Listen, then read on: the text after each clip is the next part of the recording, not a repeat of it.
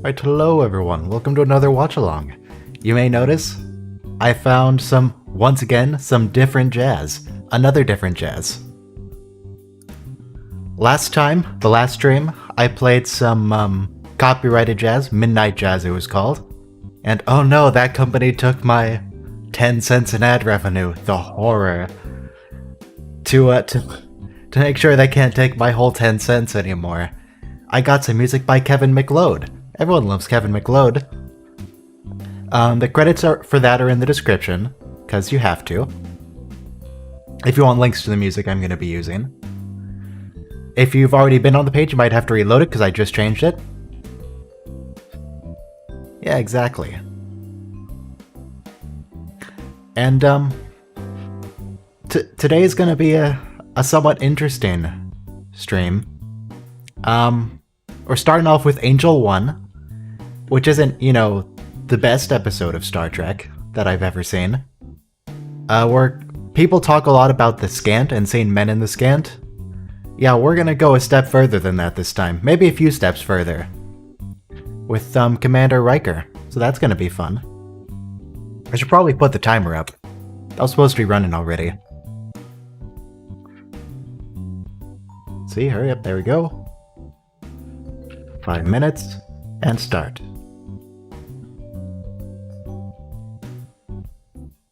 Alright, that's in. That's going. So, while I was looking for music, I didn't just download jazz. I got something else. Let me put that on for you.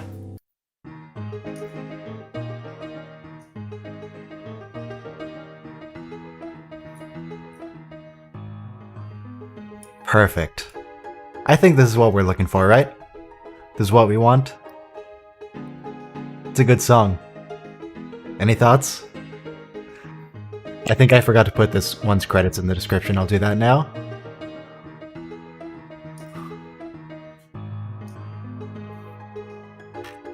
Let's see, that's under Relaxing Chill.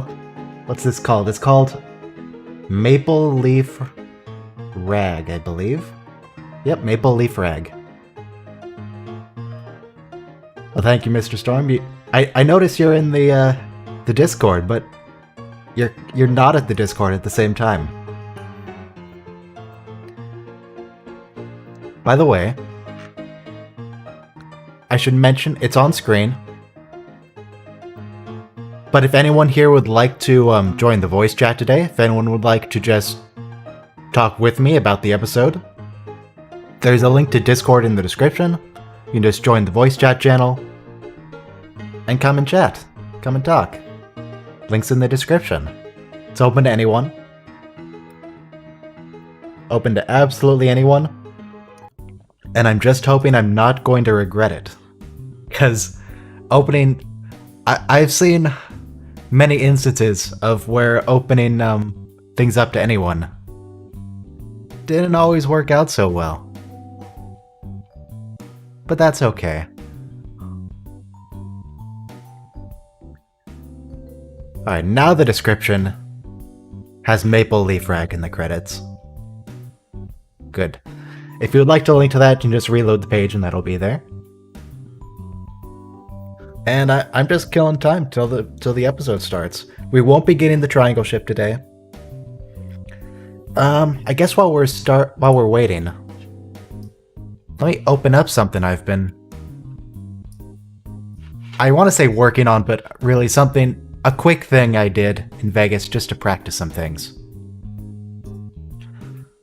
So I found a clip of Sid here saying his full name. If you've been following, or if you've been watching really any of the Deep Space Nine watch-alongs,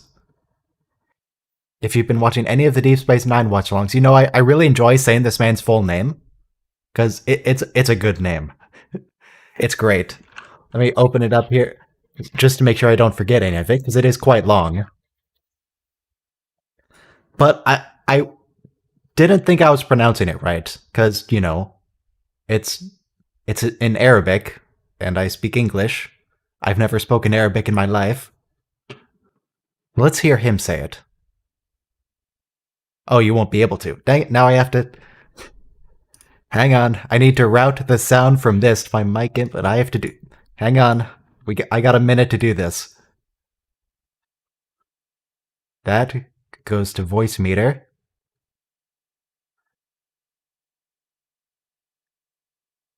Okay, it didn't work. Look, look. There's a thing of him saying it. Of him saying his own full name. So I've been practicing that. I've been trying to learn how to pronounce this. So far what I've got is Sadiq al-Tahir al-Fadil, Sadiq Abdurrahman Muhammad Ahmed, Abdul Karim al-Makhdi. And I think that's better than what I had before, which was Sadiq al-Tahir al-Fadil, Abdurrahman Muhammad Ahmed Abdel Karim al-Mahdi. Now it's Sadiq, emphasis on the Deek, al-Tahir, al-Fadil, Sadiq Abdurrahman Muhammad Ahmed Abdul Karim al-Makhdi. There's still some sounds in there that Sid here pronounces that I still can't. I still need to practice. Nope, don't put that on screen. That's copyrighted. There's still some sounds that I can't make. I still need to practice. Well, anyway. So that killed some time, so that's good. We got 10 seconds to start. I hope everyone's queued up to Angel 1, TNG Season 1, Episode 13-ish, depending on where you are. We're starting in 2, 1, now.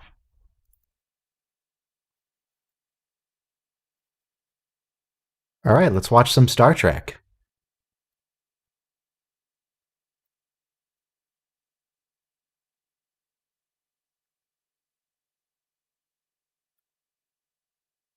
So yeah, Angel...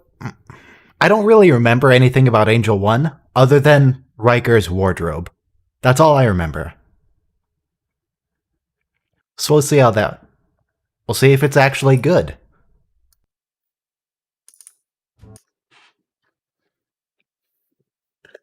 Mid-20th century Earth. So this feels right away like a Prime Directive violation. Cause, yeah, they're not warp capable, apparently. I don't seem to recall mid-20th century Earth being warp capable. Thank you, Mr. Data.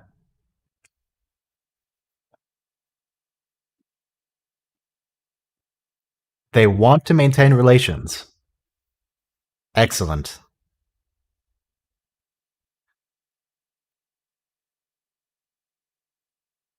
Yeah, they hadn't really decided on the Prime Directive yet, I guess. Oh, I really hope the elected one sounds better in their language. Because it sounds a bit silly. But that's okay. 62 years ago.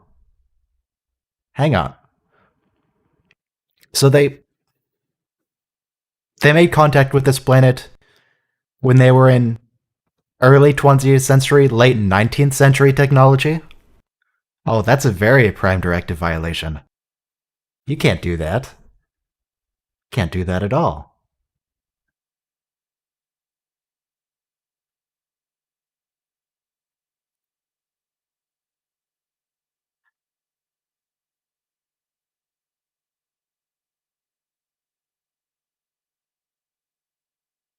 Okay.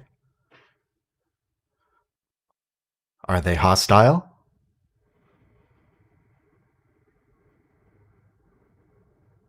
Wow, they really don't like the Federation.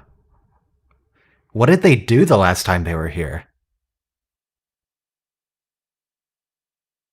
Did they like do the Voyager thing where they tried to give them antimatter and it destroyed their entire civilization? What happened last time?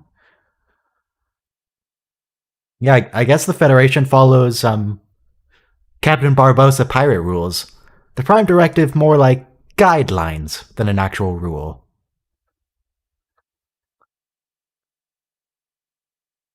It might be safe to assume that the Angel 1 planet has some resources they need, so they're just discarding that for now. Maybe that's what's happening.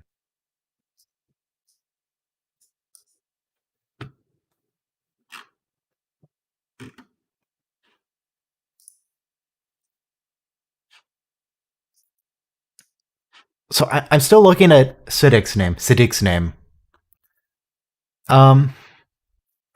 The first thing is El Tahir. Tahir. That's the main sound I have a problem with. Because the word ends in an R.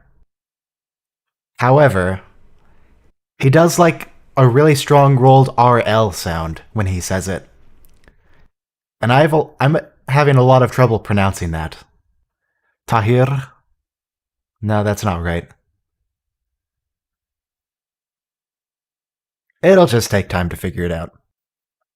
Not used to making those sounds in English. How many lights are there? I would expect there are a number of lights. There's probably some number of lights greater than 2, I would assume. However, if you go up to like 5 or 6 lights, that seems a bit excessive. So I would expect somewhere between 2 and 4. 2 might be enough, but I think there's probably 4 lights. What's Riker carrying? Is that a cake dish?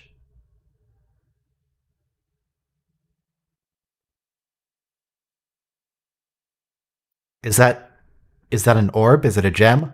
What's he got?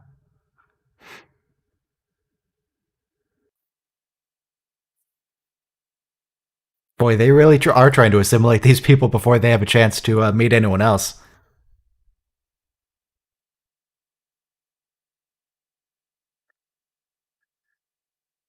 That's clearly just San Francisco. I mean, not real San Francisco, but space San Francisco.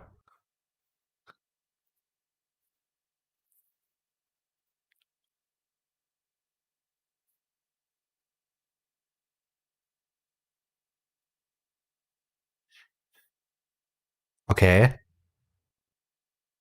How do they feel about Data? Because Data's not actually a man.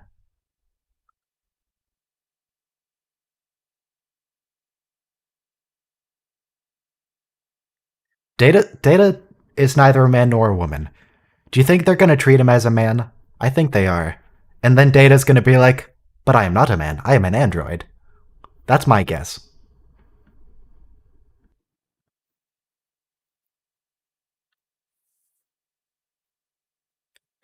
Riker's chin? His. You know, I've never looked at Riker's chin before. It's never really come up.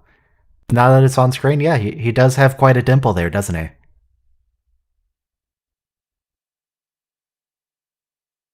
He should probably cover that up with maybe some hair. That might be good. Maybe a goatee.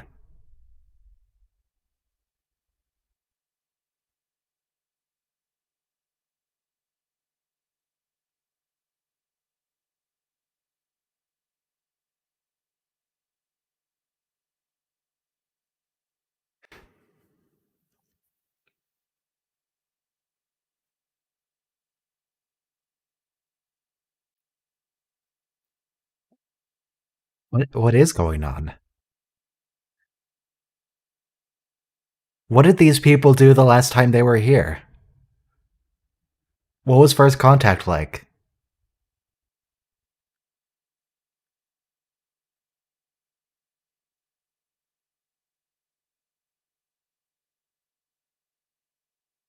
Hmm. I'm starting to remember some things about this episode, but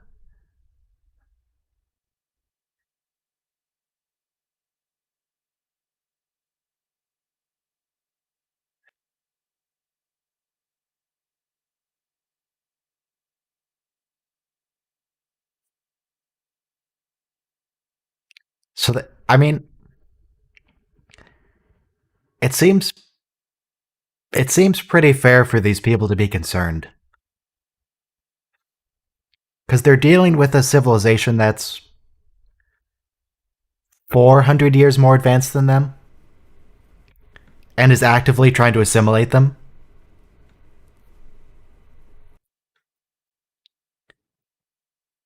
It seems, yeah. Wait, they're what? They're going into the neutral zone? They can't enter the neutral zone.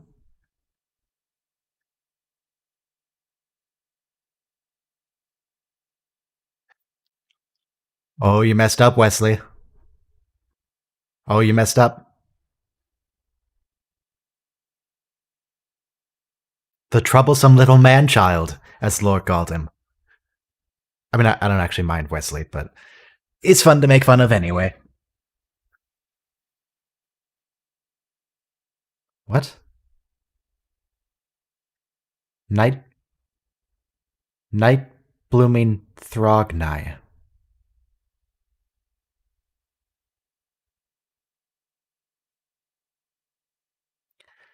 Yeah, it's probably best not to think out how that snowball actually worked, how it left the holodeck.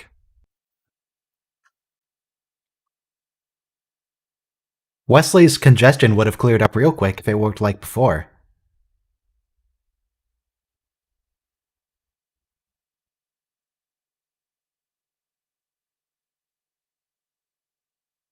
It's supposed to smell nice, Data.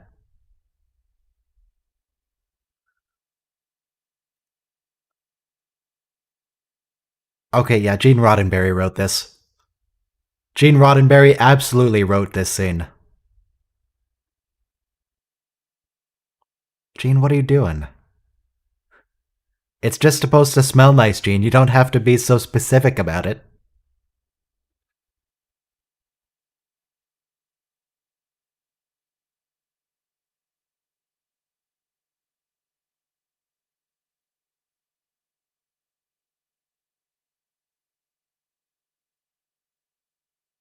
Did they scan the surface for an escape pod? I don't think they did they? Because the escape pod's certainly going to be on the planet. It's going to be made of materials that they otherwise don't have here because they're 20th century technology. I don't think they actually checked from orbit.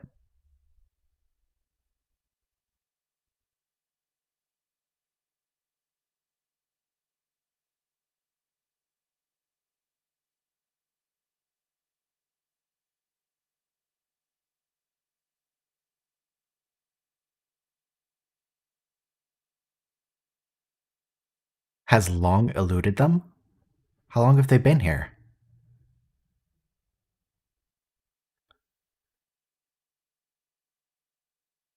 7 years ago? And the Enterprise just got here? They. Wow. That. You know, people say sometimes, oh, I'd love to live. What kind of universe would you like to live in? I'd love to live in the Star Trek universe. The Star Trek universe is great. I'm not sure it is in season 1. These people were abandoned on an alien planet for 7 years before anyone came looking for them.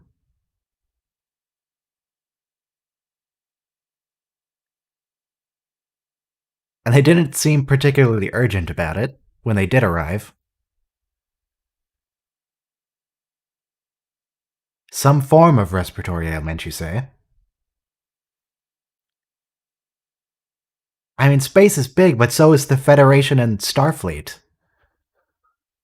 They have warp drive, they can get wherever they want.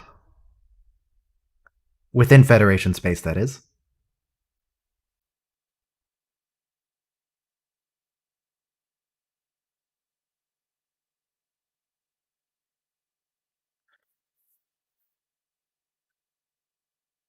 That, Picard, why are you rubbing your neck like that? That looks a lot like you were infected. Yeah, those were some infection chimes if I ever heard them.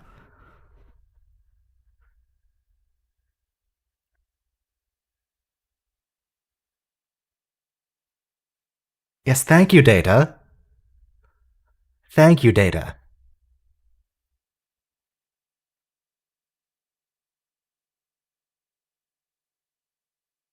Oh, here we go.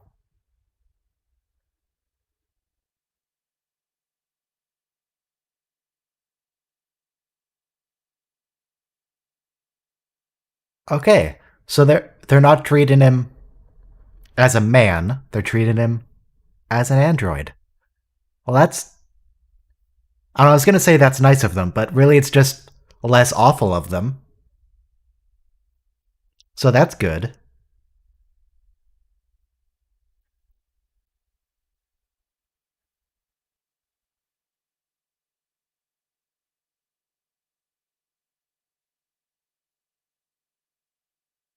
Hey, it's Space San Francisco.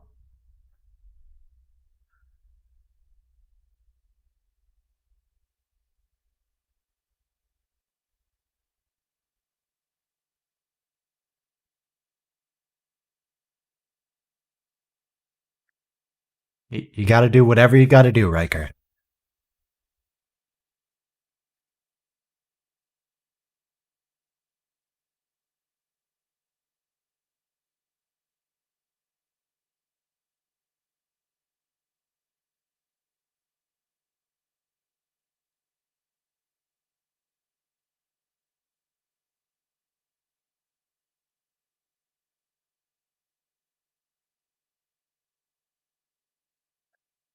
Gene, is that you again?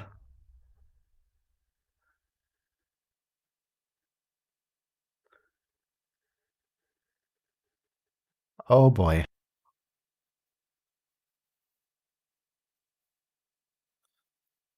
What do you?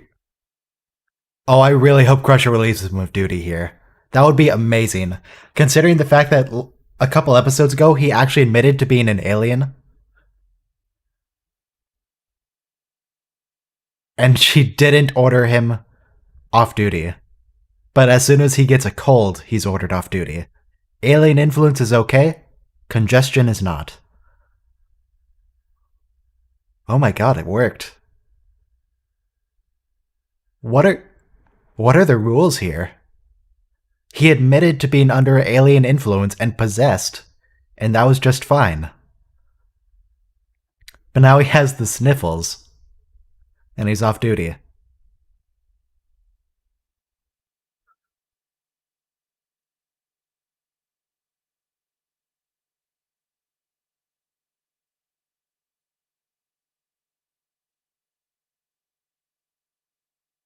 Those are some amazing rules they have on the ship.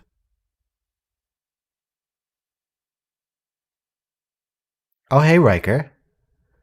Riker, you still haven't opened up the space cake dish. What's in the space cake dish?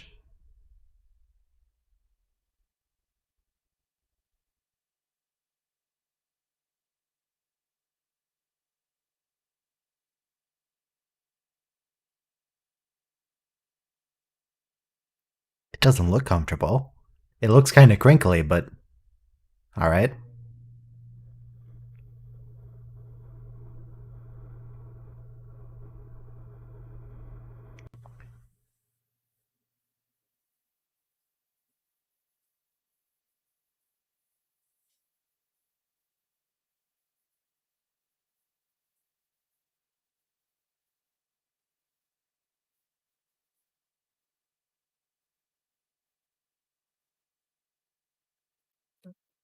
I mean, I'm kind of with Ariel here.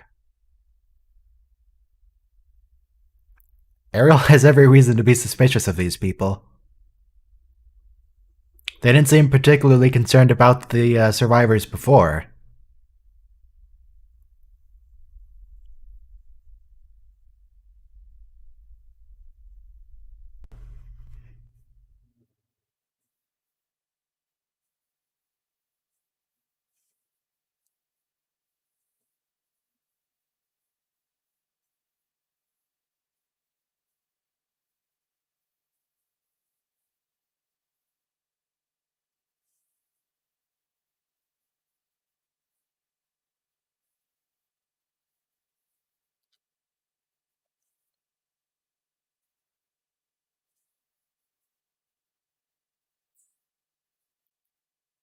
I I don't know what to say about this conversation.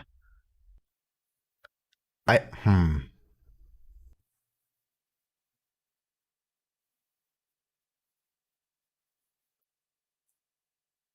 Is this a good idea, Commander?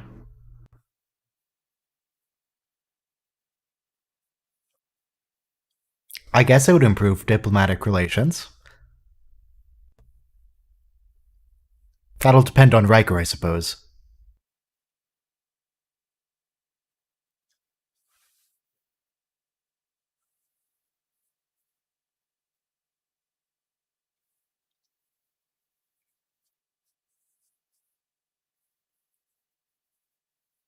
They still haven't opened up the. The cake dish. Those. Yep, those are definitely real rocks. Absolutely 100% that's real rock.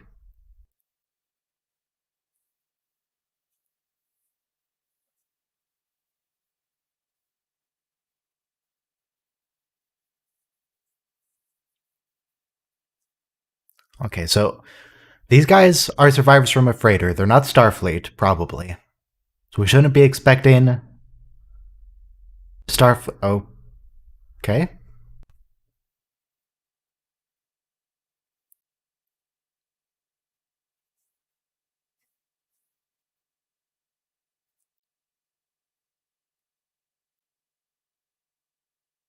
Wait.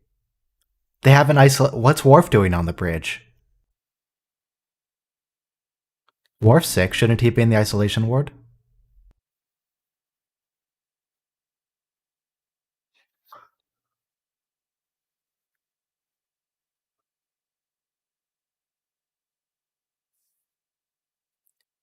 Yeah, Federation quarantine procedures don't really make any sense. Also, Geordi, should you really be standing so close to Worf? Should you really be so close to him?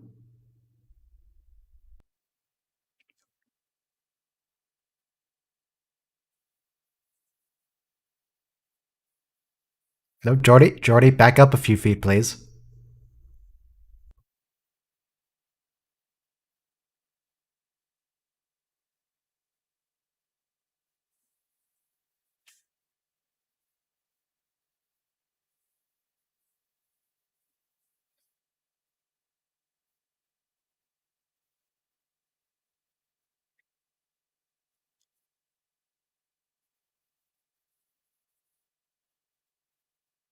Oh, that sucks for Angel 1.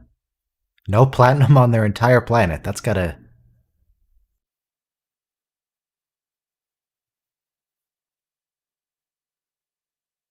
That doesn't seem great.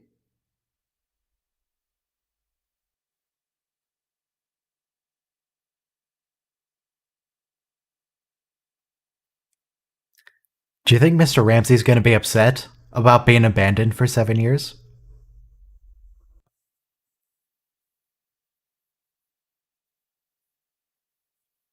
Nope, he's got Stockholm Syndrome.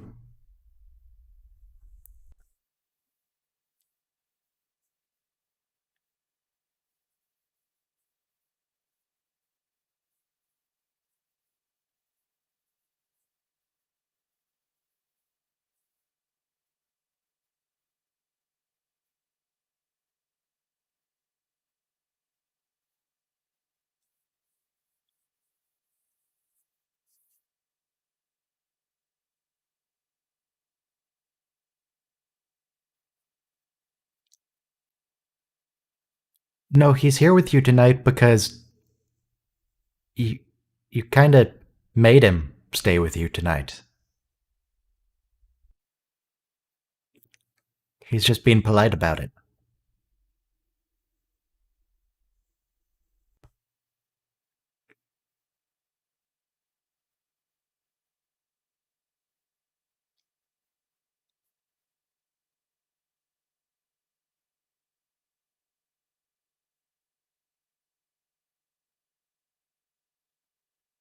Oh, there's a classic Riker grin.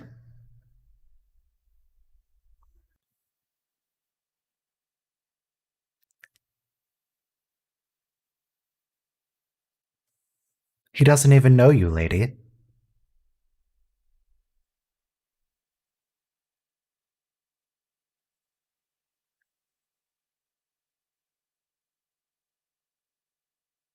Also, I just noticed the Angel 1 people,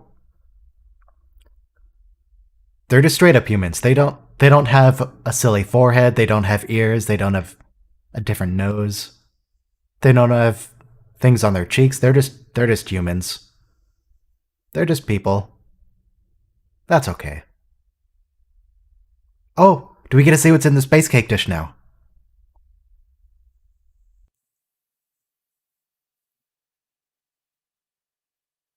Is it going to be? I kind of have a bad feeling about this dish. Wait, what?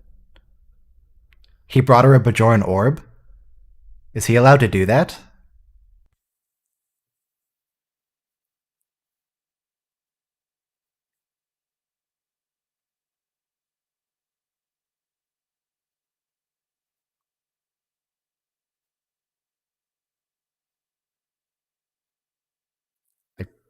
Yeah, I guess Riker was told to do anything he needs to keep up good diplomatic relations. So I guess he's just following through with that. Right, that's true. That was the that's the crystal Quark tried to auction. It's a space egg. And every space egg is a space fish. There are no space birds. There's no space platypus that lays eggs. It's always space fish.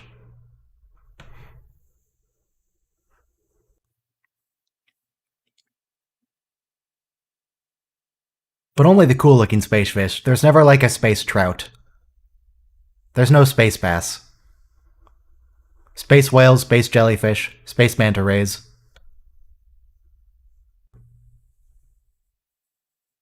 Have we seen a space shark?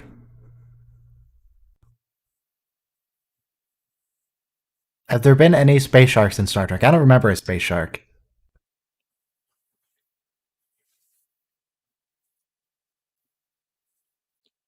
Oh, now they're bringing up the Prime Directive? Now they're bringing up the Prime Directive?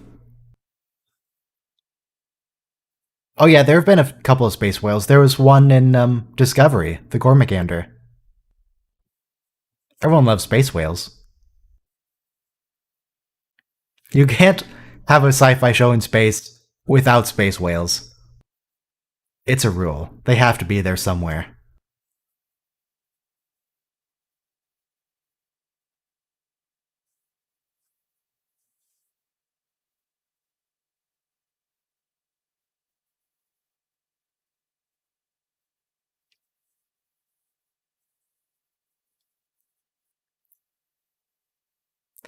No, the Prime Directive doesn't apply to them anymore because they decided they like it there. So they can do whatever they want.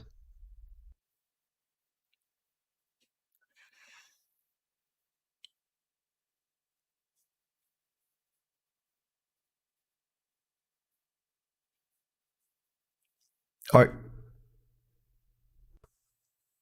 are you sure you want them to return the ship immediately? Because they're not infected. Data could return. But do you really want to bring everyone else up?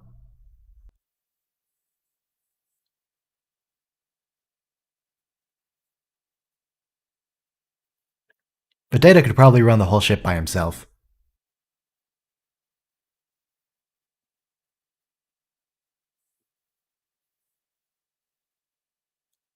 This is not going to help relations with Angel 1.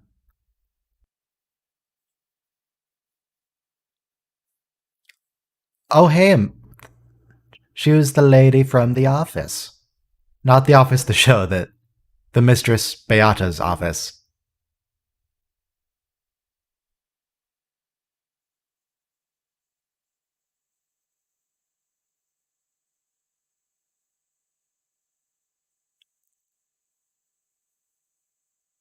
I want to.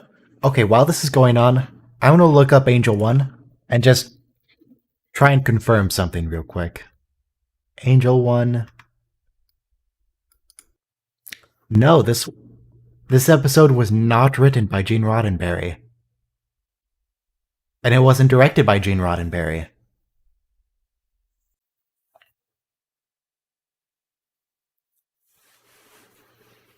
I still believe Gene Roddenberry had a hand in this. Maybe he came up with the basic idea. But apparently he didn't actually write it himself. He's still alive by this point.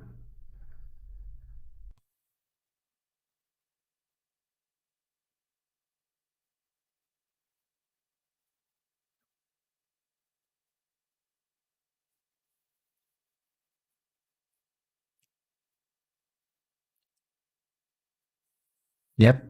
They've tried nothing, and they're all out of ideas. They said, hey, we're going to take you home. And they said no.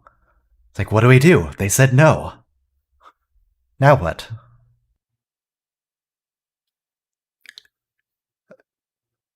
Could try to persuade them or something. Maybe you can offer to take their wives with them.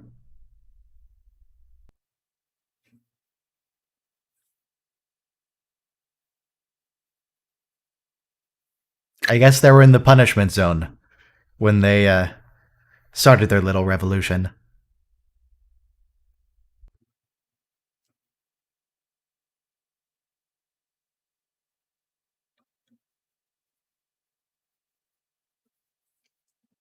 I mean, the transporters can work at least from orbit, at a minimum.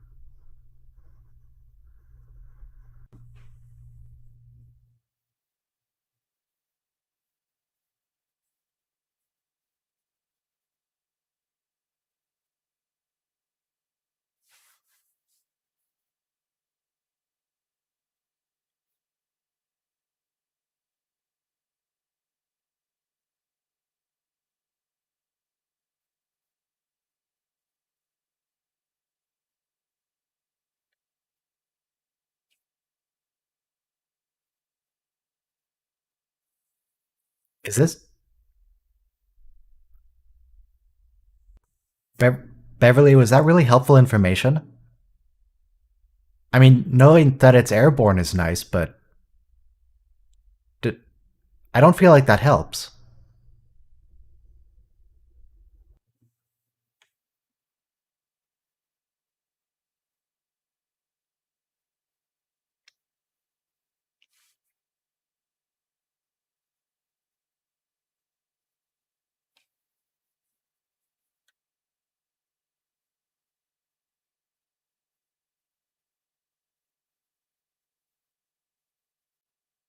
Yeah, the Berlin's probably not going to be enough.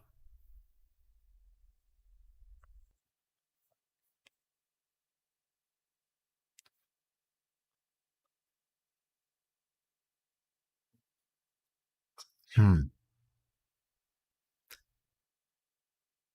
7 Romulan battlecruisers are currently in the neutral zone next to a Federation outpost. I still don't understand why Romulan ships are allowed to enter the neutral zone. That happens quite a lot. They go on about how the Enterprise and Federation starships can't enter, but the Romulans are in there all the time.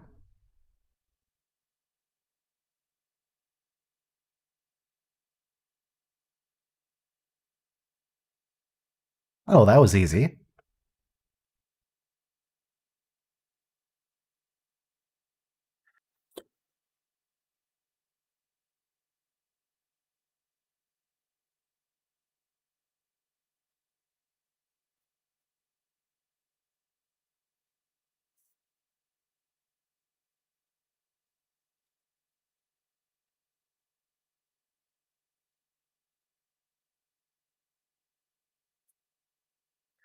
That seems like pretty. Also, hang on. Hang on. Could, Commander Riker knows where they were. Once the elected one said they were going to sentence them to death, I feel like they should have made contact with the survivors again. So, like, hey, are you really sure you want to stay? Because they are actually going to kill you. Probably could have confirmed that. That might have been good.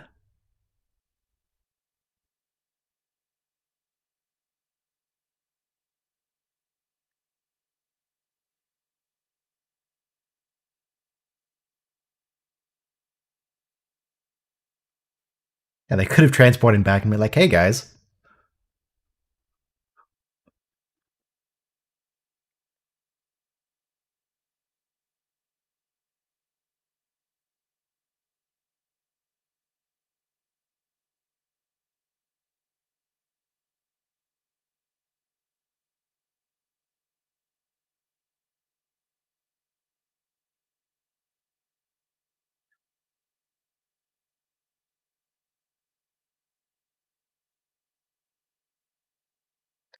Yeah, the transporter filtering out microbes and parasites, it has never once worked. Never in the entire history of the show. When that Lower Decks episode aired, that had a dangerous virus or something being transported, there I talked about this before. There are some people who are like, "Oh, that completely breaks canon because the transporters always filter out microbes. They have biofilters to prevent that." Like they've never worked in the entire run of the series. The biofilters do absolutely nothing.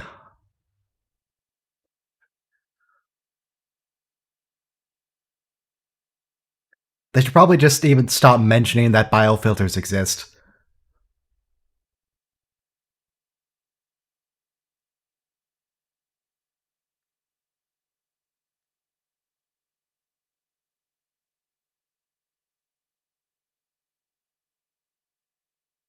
What is the prime directive here? They're already interfering with the pre-warp society, 20th century technology, and before 19th century technology when they made first contact. And now they're... But it's a prime directive violation to transport these people off the planet when the planet's matriarch already agreed to let them take them. They haven't agreed. What is the prime directive? What are the rules here?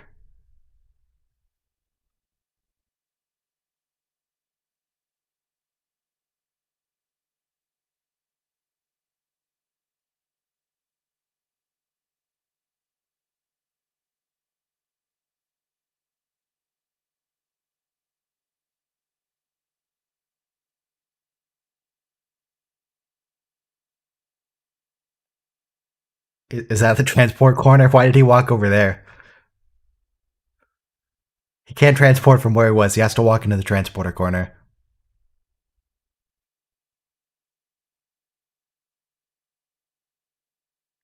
Yeah, I don't think Mistress Beata's gonna be,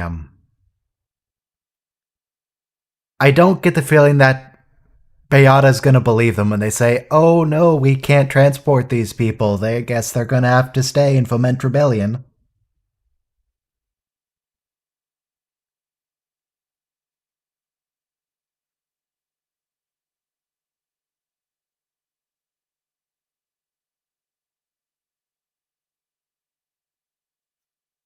No, that's the civilized two words for murder on this world, Tasha.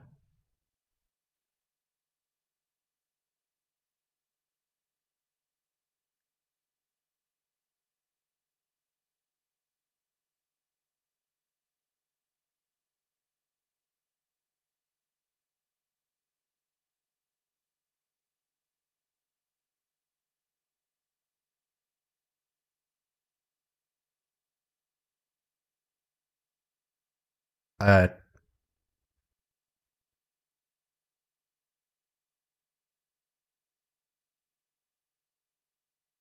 are you sure they're gonna be able to hold out at all, Data? Do we know what kind of ship the USS Berlin is?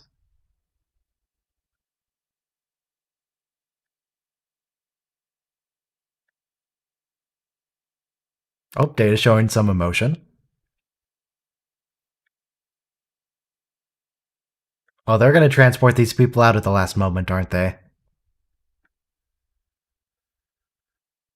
They're totally gonna transport these people from the execution block.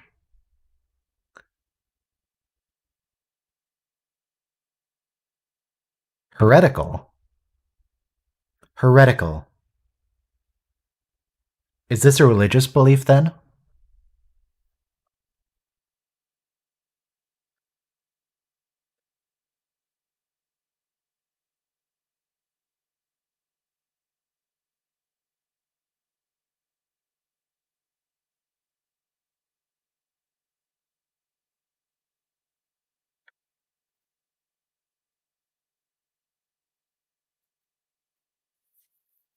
It's a very dramatic demonstration, Trent. Thank you.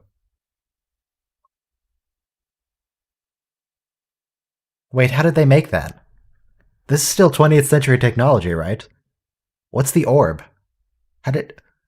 Well, I mean, I guess the orb could just be a wireless thing and It's like a round touchscreen sort of thing. Because there are plenty of things that you can touch to activate. That's fine. Even 20th century technology. But what is the disintegrator? Did we have disintegrators in the 20th century? Or I suppose most of their technology is 20th century, but they've really specialized in disintegrating people.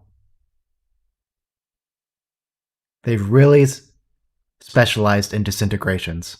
So they're a bit ahead in that area.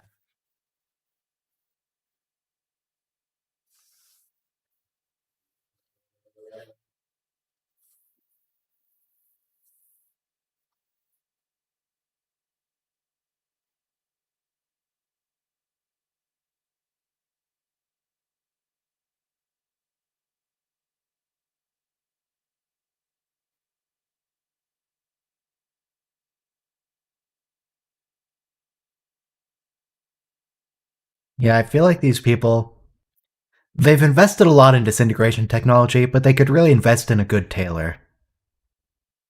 Maybe Cardassian.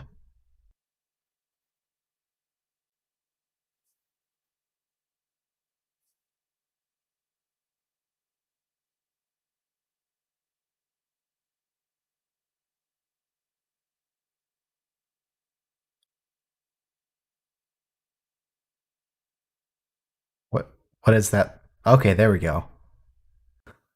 There we go. So what is she holding? Is that a taser? Because it's like a tiny trident. A tiny plastic trident.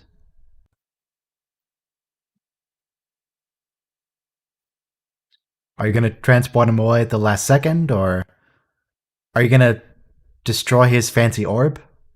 What's going on here?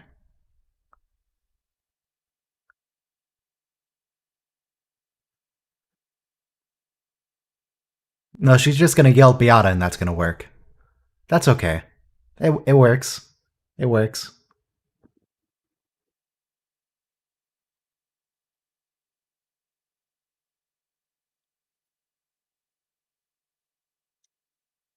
I mean, we say the men are wearing really weird things, but the women's clothing isn't that great either. It's like made of felt or something.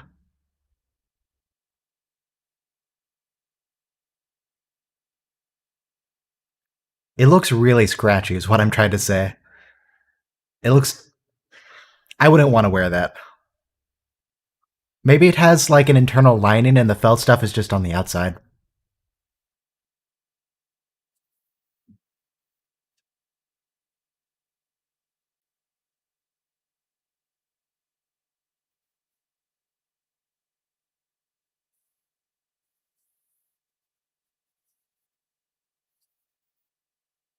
We'll season one.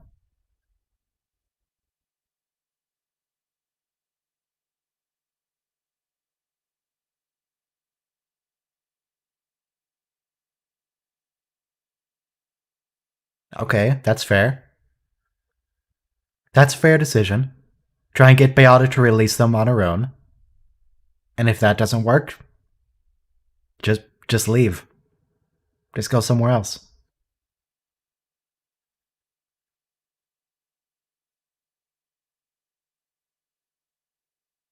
Oh, well, that worked itself out. Are they going to be imprisoned at least? Exiled, okay. They're going to Siberia.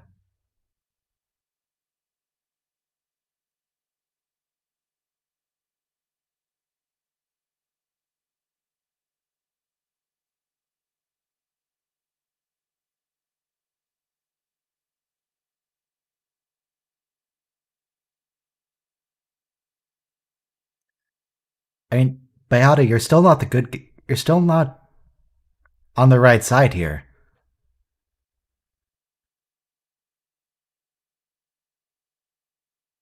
Are they? Hang on. Do you want to? Do you maybe want to ask them? No, Riker, come back. Where are you going? Ask them if they want to come with you.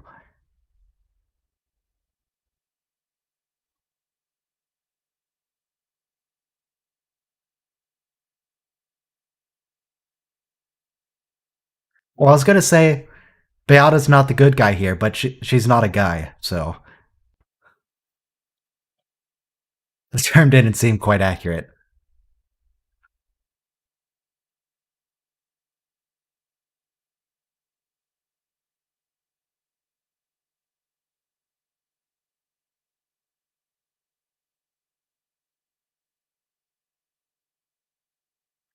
Captain, maybe you should go to your quarters for a little bit.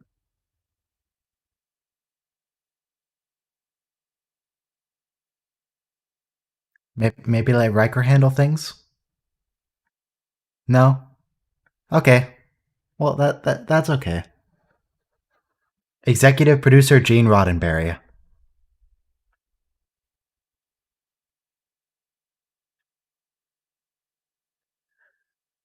So, okay. Angel 1 as an episode. Angel 1 had,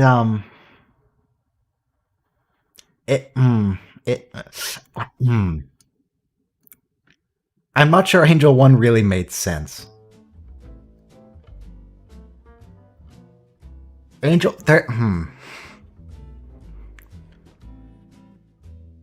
The thing about Angel 1, it was another failed quarantine. There's a lot of those in Season 1, apparently. And there's gonna be some in Season 2. There was a weird quarantine, or a bad quarantine. There is some more dirty old man Gene Roddenberry in there.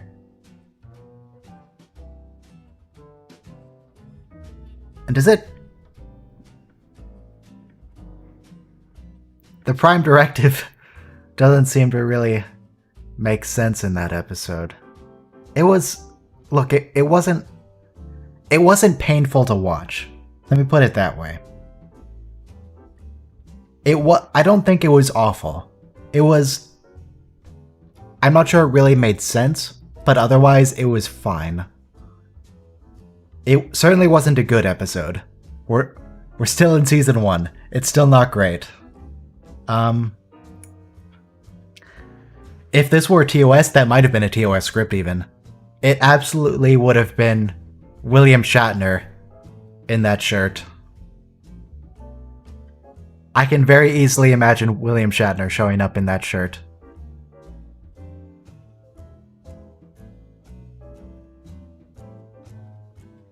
In fact, it'd probably be his idea. I mean, at least they didn't put Captain Picard in the shirt. Captain Picard in that outfit would be... I mean, we still got some shirtless Picard. But that was mostly because he was laying in bed dying at the time.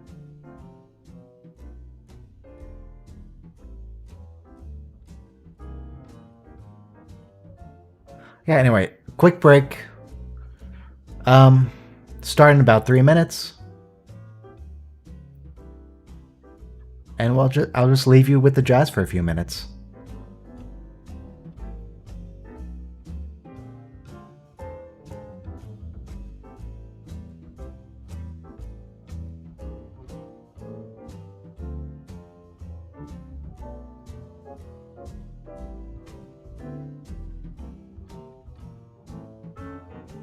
Next episode is Bionar, by the way. It's 11001001, and we're starting in 2 minutes.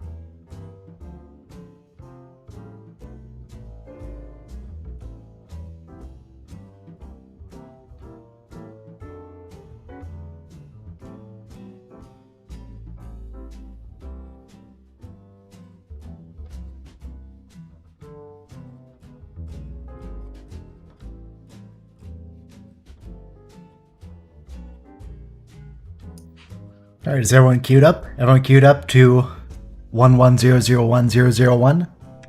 It's TNG Season 1, Episode 14, or 15, depending on where you're looking. It's the episode with the binars. Should be good.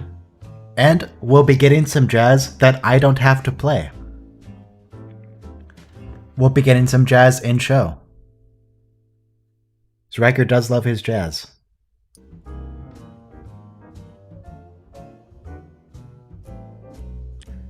Let's see, is there... Whenever I've been looking at the Amazon X-Ray trivia, a lot of the time, I've said before, it seems really nitpicky, but a lot of the time it also just seems to be wrong.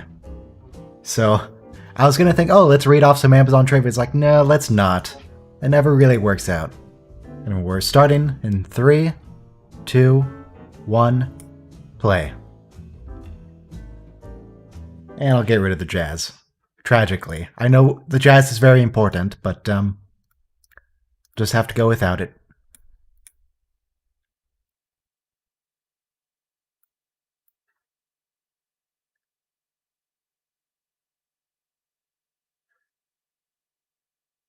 Okay. That's quite a big starbase. I mean, that's clearly Earth space dock, but...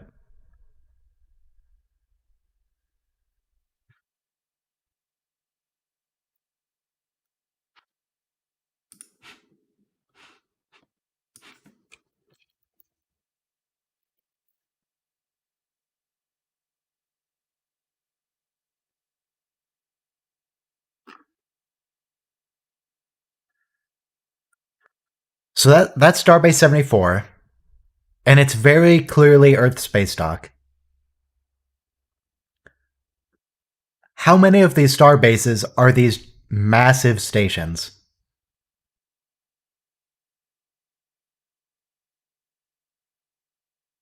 There's certainly at least a few of them that are pretty small. They're just basically refueling stations or like a few storage bays. This thing's a bit bigger than those. A bit bigger. They're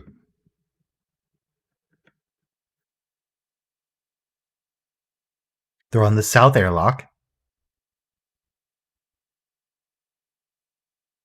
And it's the binars, and they're very, very shiny uniforms. Very glittery.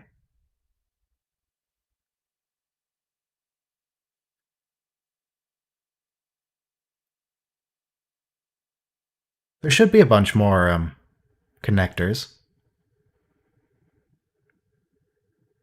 Is that guy evil? Oh no, I don't think he's evil yet. I think he gets possessed in later episodes. I think Great Value Sean Connery isn't evil yet.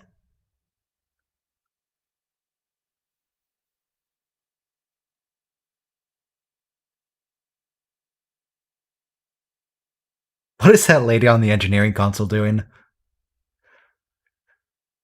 Just like rubbing her finger all over the console. Not even pressing buttons, just like moving it around.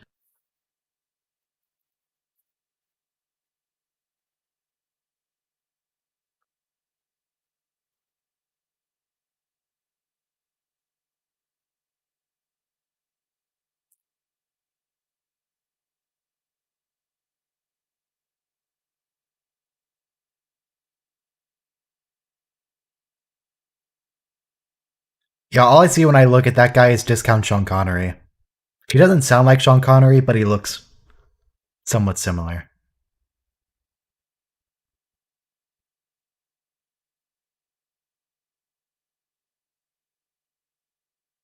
That's a good point. The binars, the binary species, are non-binary. It's true.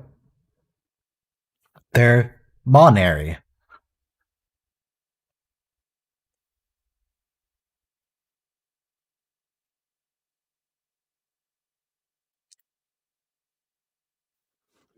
It's a bit arrogant, Riker. Think your computer is better than the binar's computers? Come on. They're a computer species.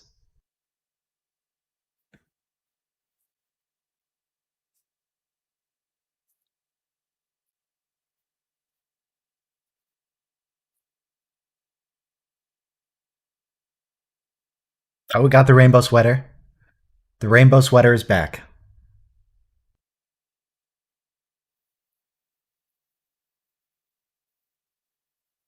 Good work. What did he do? He hasn't done anything yet.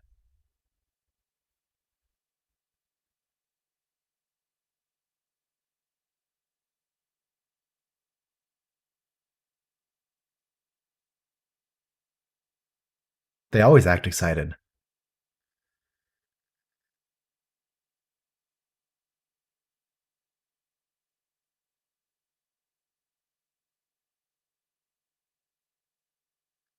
I mean, they certainly sound suspicious.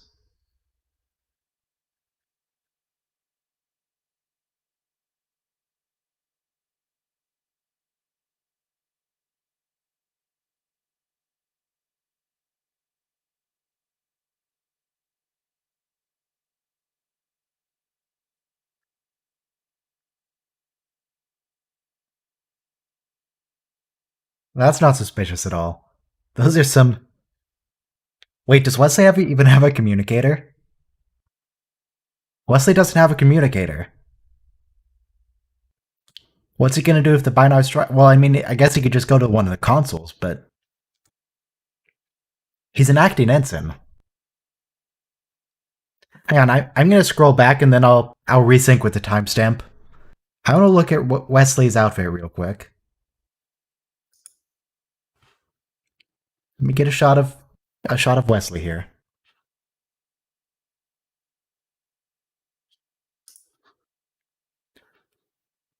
So don't pause yours. I'll resync my own. Wesley has no communicator. Wesley doesn't have a communicator. I'm not sure this is a good idea. He's an acting ensign. I feel like he should have one. Not only is he an acting ensign, he's a member of the bridge crew.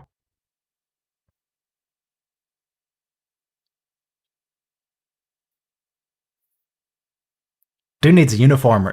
He at least needs a uniform.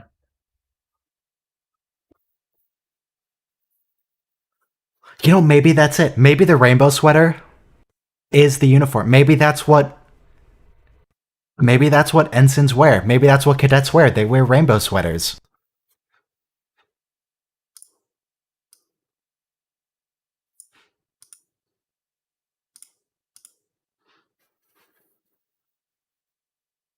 Oh, that's quite an outfit there. Um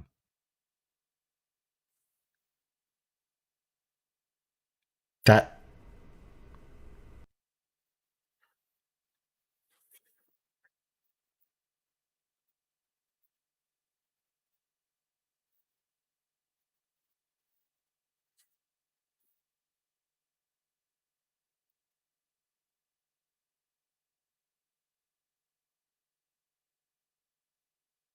are you okay, Worf?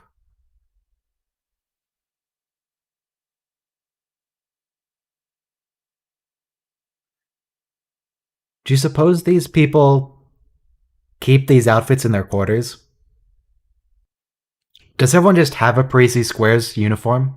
Or do they replicate them when they want to play? How popular is Parisi Squares here?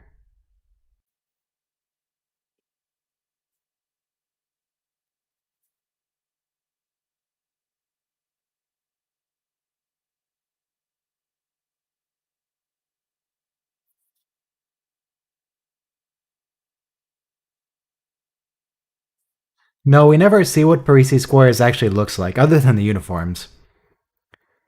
We know that um, Riker's fake child plays Parisi Squares. Riker used to play Parisi Squares. And Riker beats up his dad. But that's not Parisi Squares.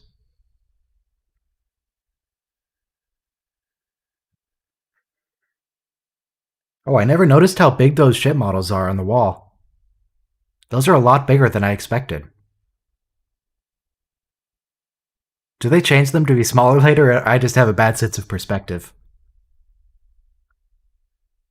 So one of those things was like as big as Riker.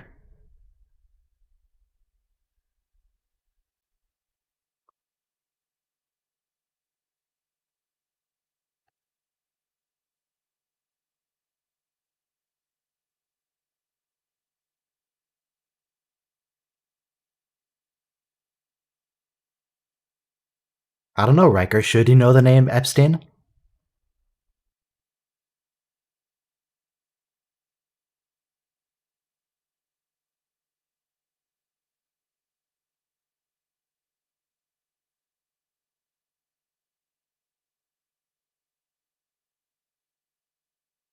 Cy- hmm.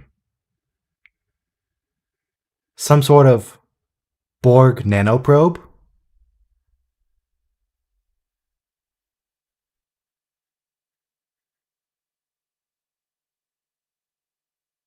Oh, they're really going to focus on cybernetic regeneration later on.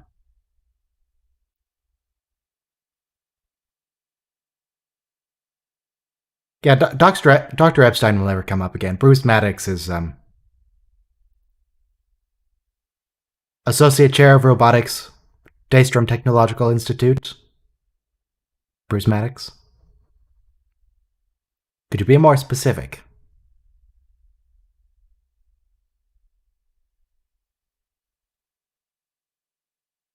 Is Starfleet Medical a school? I don't think Starfleet Medical is a school. I think that refers to the entire like medical corps in Starfleet. Oh, we get the jazz? Kansas City. Why Kansas? Yeah, there we go. I mean, I know Kansas. Whatever. Why Kansas City, though?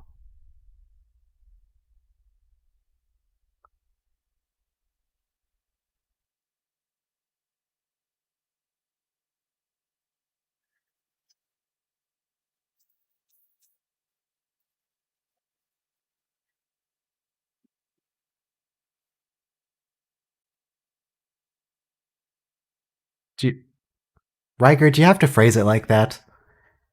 Riker, can you change up the phrasing there?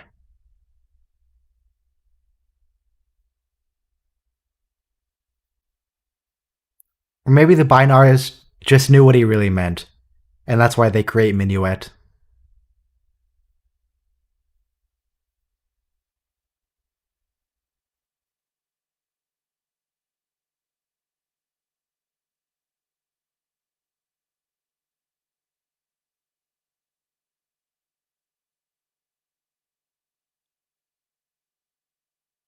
So, I have a question. Is this actually truly exceptional? Because this is all stuff the holodeck could absolutely do before. This isn't new to the holodeck. We've already seen many really advanced simulations with fully realized people, people who think for themselves.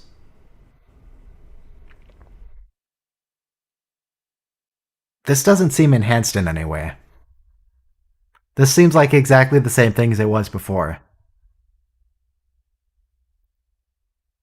I mean, we'll find out later that there are some aspects to Minuet um, that are different, but so far this seems exactly the same as in previous episodes, like the Big Goodbye. The Big Goodbye was at least this advanced in its holodeckness.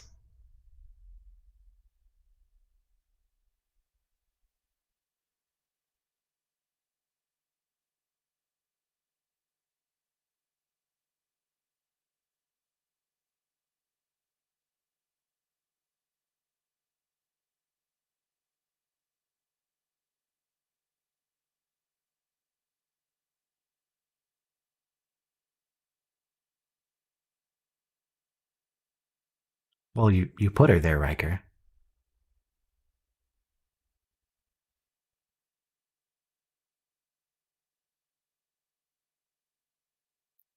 Yeah, we find out later that spoilers for this episode, by the way. We find out later that Minuet is I'm not sure if she's really sentient, but she's certainly more intelligent than an average holodeck character. She's more. She knows what's going on. She knows she's a hologram and what the purpose of her being created is. So that can be enhanced, that's fine. But we don't know that yet. So I still don't know what Riker's impressed with.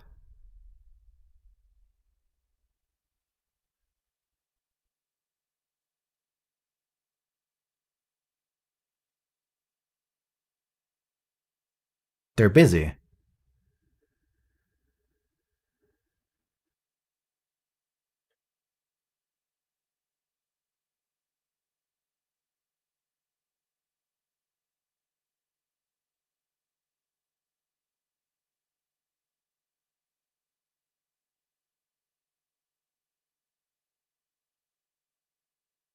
The cybernetic enhancements probably helped Wes.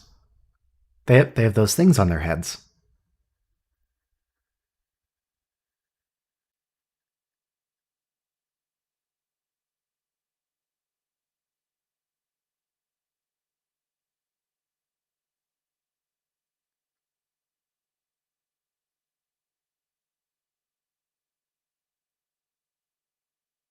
Oh no, are we gonna get a love triangle with a holodeck character? Is that gonna happen in this episode? Or is Picard just gonna kind of third wheel here?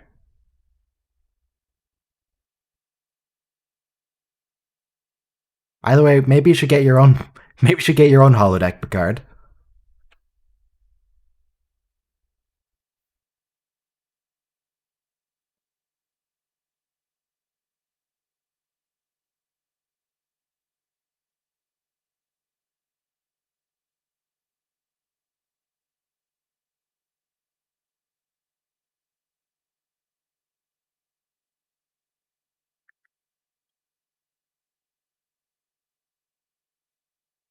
Yep, that certainly is some jazz.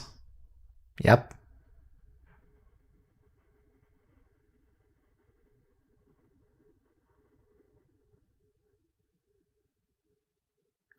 Oh, I see. Picard and Riker are gonna have they're gonna have a music battle, are they? That sounds right. I'm pretty sure that's what happens here. I'm not sure Riker. I wouldn't think Picard would come in with a saxophone though.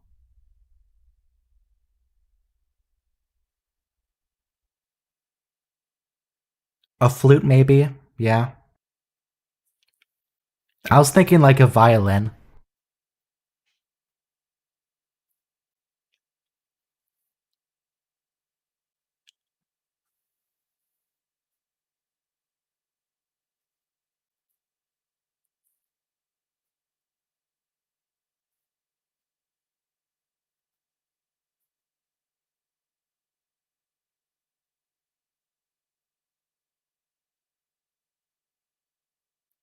Why would the Binars make a program that sasses Riker? Riker loves his sass. He's all about sass.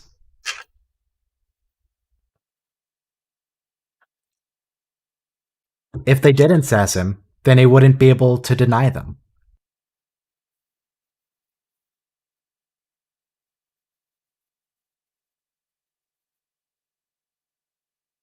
Riker, you know she's a hologram, right?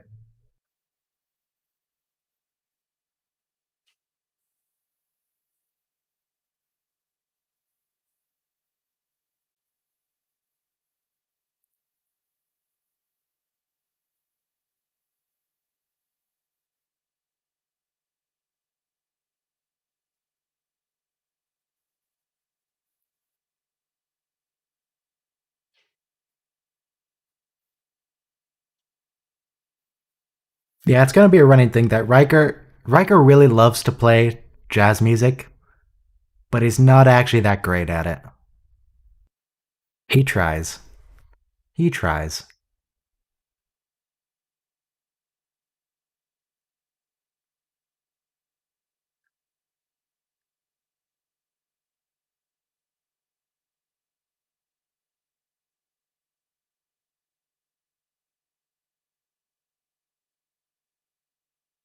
Riker, are you okay?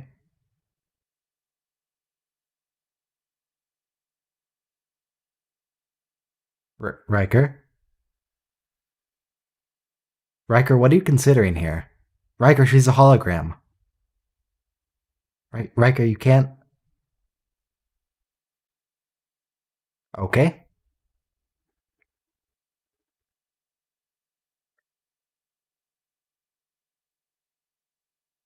And Picard. Hey, Captain.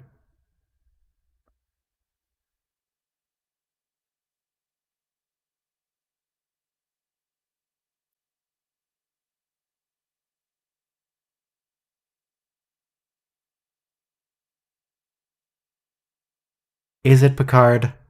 Well, I guess it actually might be. Because Picard's into, this seems like something that might fit in a Dixon Hill novel. Picard might actually choose this.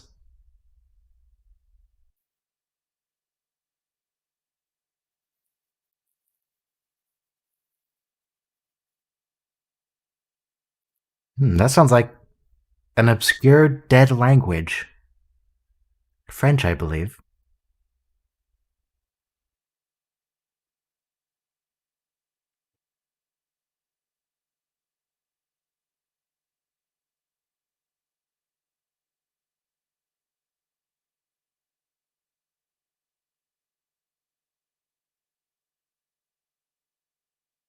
We just need some Borg to show up so we can Tommy gun them.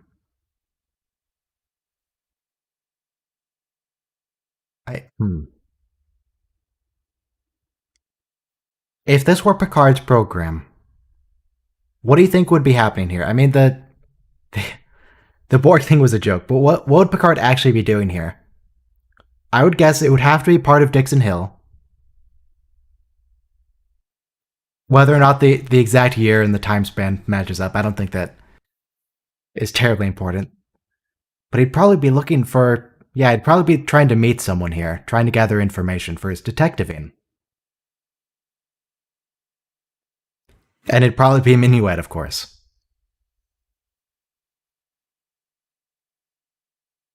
Minuet would probably be dead at the end of the night.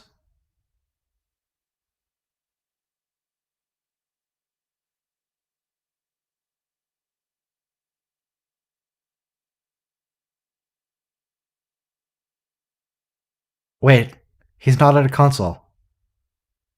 He doesn't have a communicator. What's he talking to?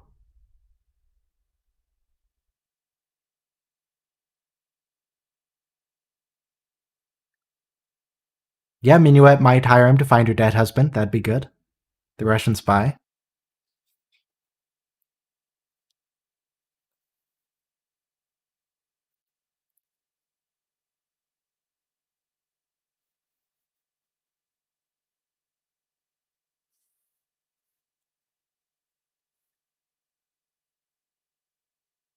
Wesley, maybe you should check.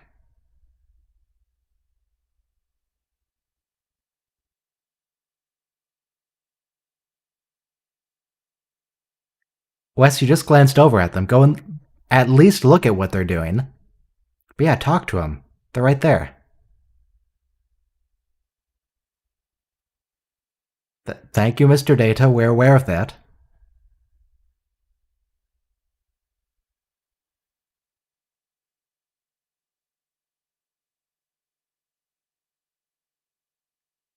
Who is that?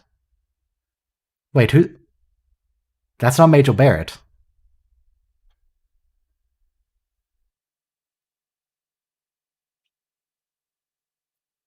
Who the heck was that? We had Majel Barrett earlier, in the same episode. Was she unavailable?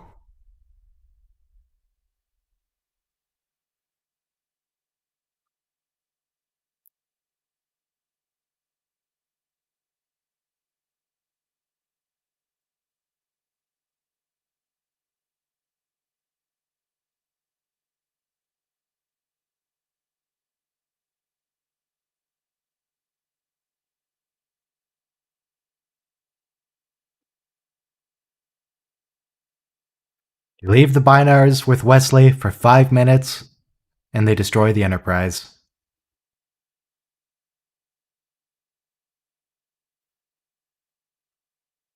Oh, I do appreciate the detail that they're using the cargo transporters to abandon ship.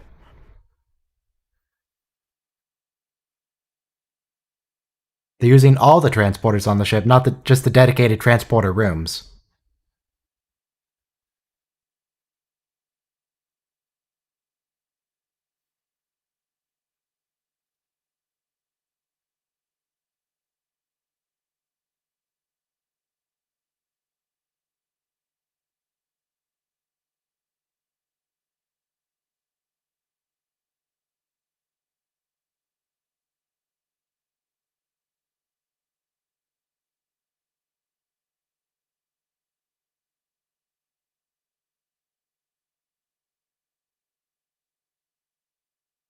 Wait, a security team? Are you gonna go stun the warp core? What's the security team gonna do? You can't phaser the antimatter, Tasha. You can't arrest a warp core breach.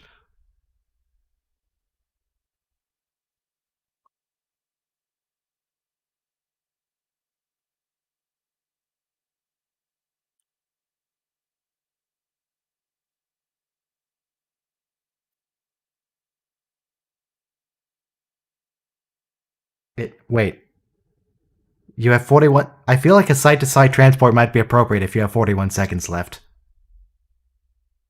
Nope, they can use the transporter room, that's fine.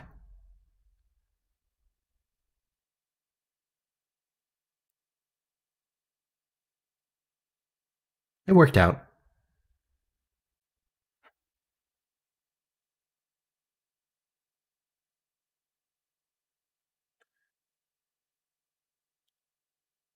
Couldn't you lock onto their communicators? Picard and Riker are wearing communicators, I'm pretty sure.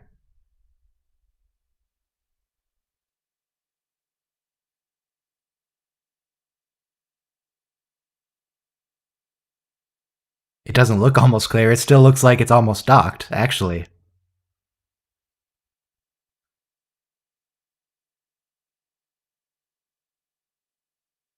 It's still well within the station.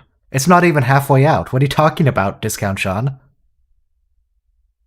Now it's out of the station.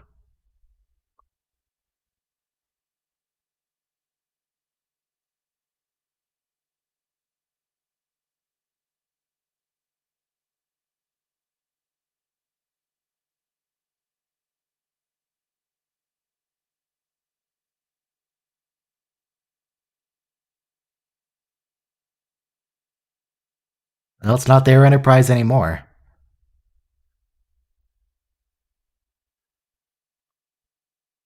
Yes, thank you, cameraman. We understand the ship is empty.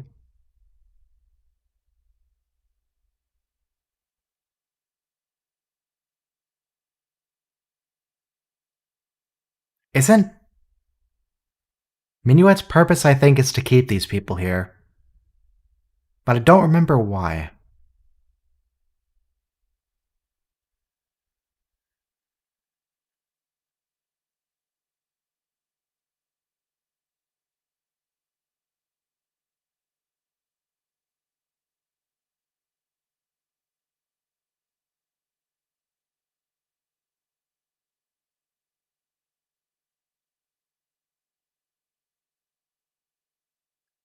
Picard, I, Picard, you're kind of being a third wheel here.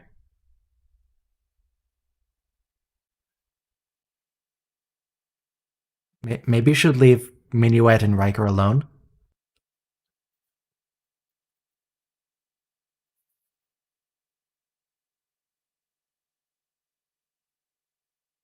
Yeah, see, there you go, Picard. Yeah, I don't remember why they needed them to stay. But apparently they do. It might be the command codes. Find out later for sure.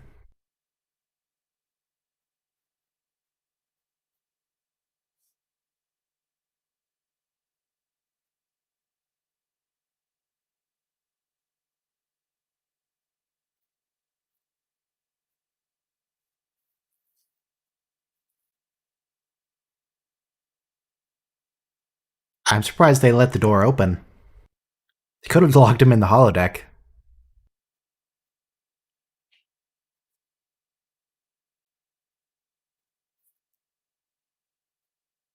Oh, it's Major Barrett again.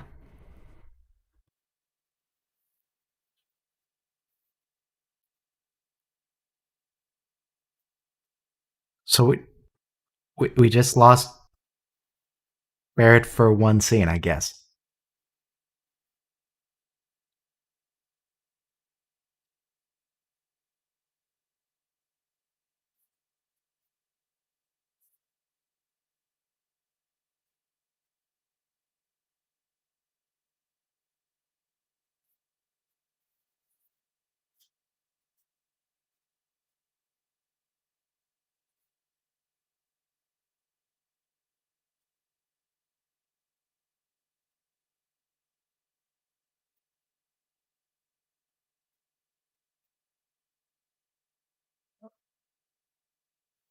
Wait, Picard, do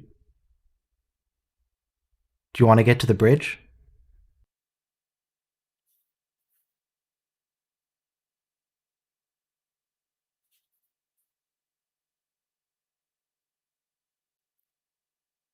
Captain, do you maybe want to get to the bridge? There we go. Just wanted a little information first. For a minute there, I was worried Riker was going to start playing jazz again.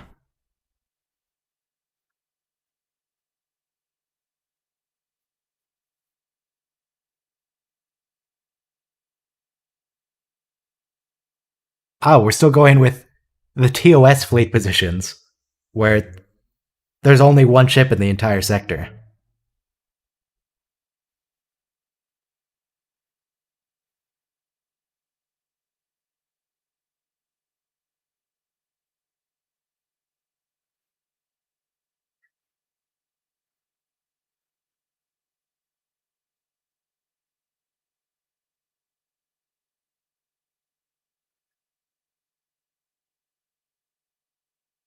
The weapons room. Didn't we? Yeah, we established earlier. If you just ask the computer where the weapons are, it'll just tell you. You don't have to have command codes or anything. You don't have to have authorization. You can just ask and it'll be like, oh yeah, here's the weapons locker.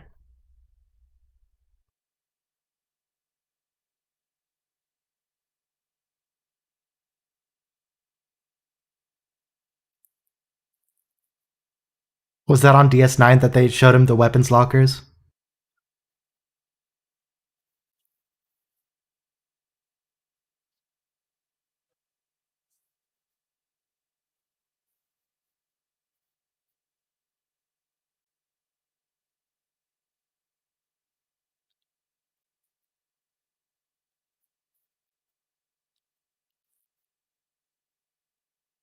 Good.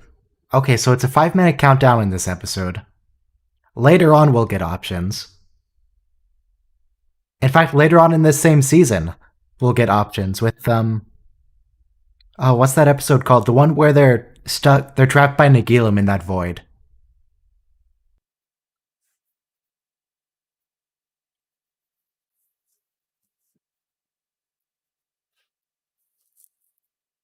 Where silence has least, that's the one. And in First Contact, it'll require, I believe, 4 authorizations. Actually, none of which is Commander Riker. Who is it? It's Picard, Crusher, and Worf. Maybe it's always 2 people. It's Picard and Riker, but if one of them isn't available, 2 senior officers can substitute for either the captain or the first officer. Maybe that's how it works. Wait, that's the man voice again.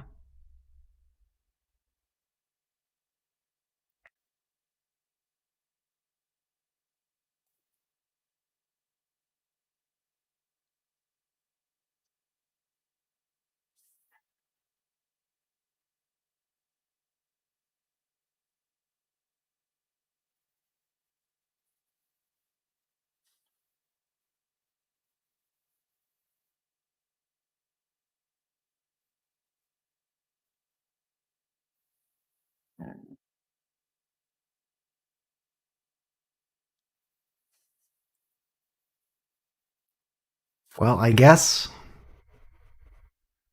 the male voice is maybe the thing that the binars programmed to deny them, and the Majel Barrett voice is the helpful, friendly voice.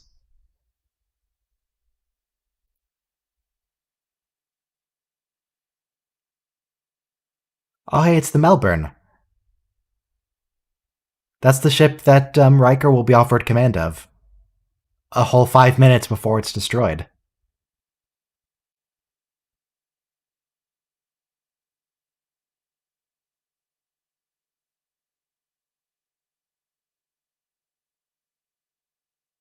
I'm sure the Melbourne will be fine. I wouldn't worry about it.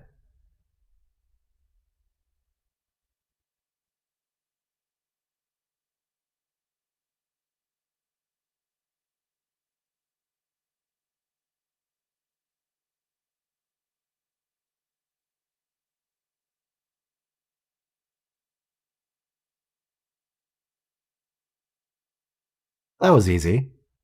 They knocked themselves out. Is the Melbourne an Excelsior class? I don't remember. I just remember the name.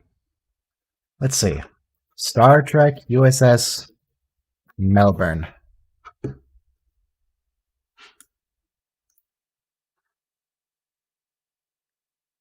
Yeah, here's the Melbourne.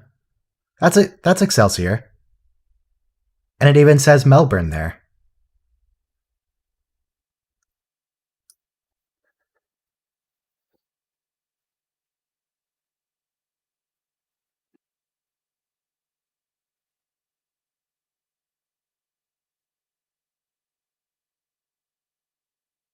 Alright, they made it to Binus. Auto-destruct into... why are there individual LEDs there? Why is auto-destruct in full letters, but the actual timer is individual LEDs like a digital clock? I guess just for dramatic effect.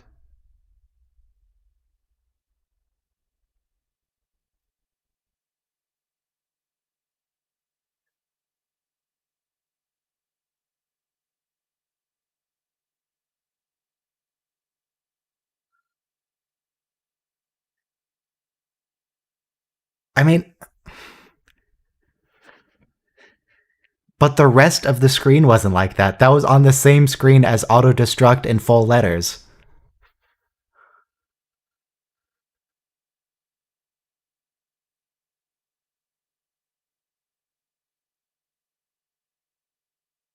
Every byte of free space? Surely you mean every quad. This is Star Trek. We use quads in Star Trek.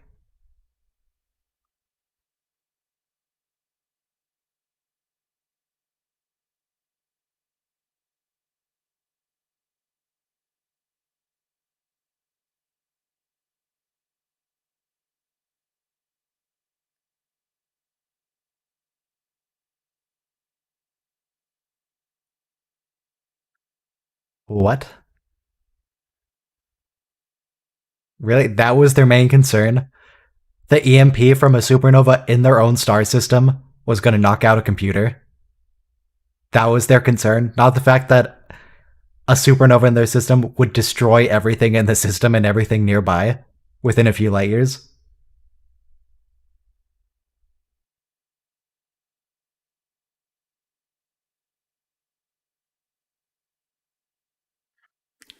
That seems like their priorities are a bit off.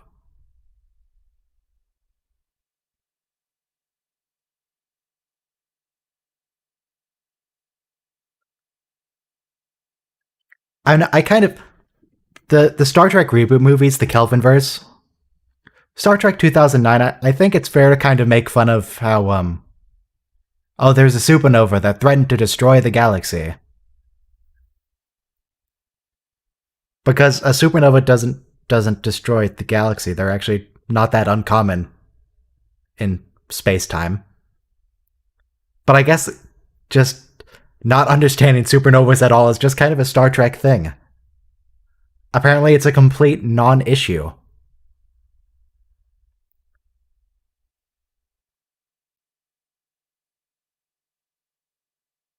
Yet the hope of supernova it was sort of decided later that it only threatened Romulus.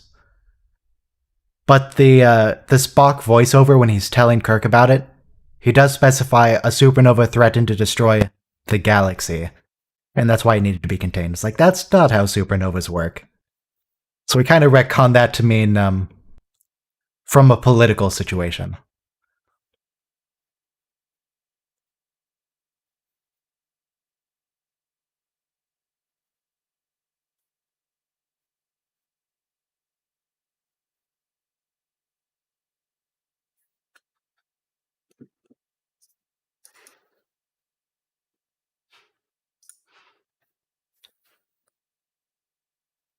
Well, wait,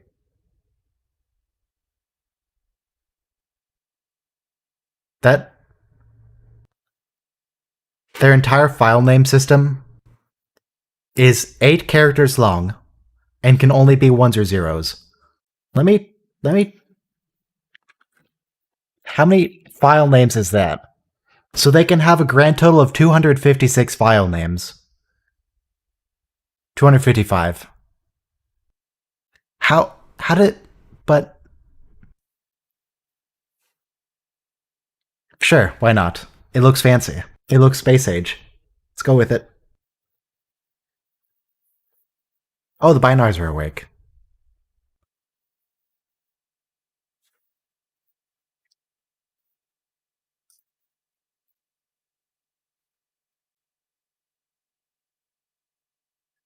I mean, even if they use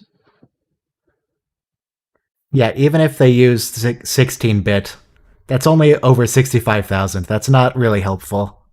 You still need more than 65,000 files. I think I have more than 65,000 individual files on my computer.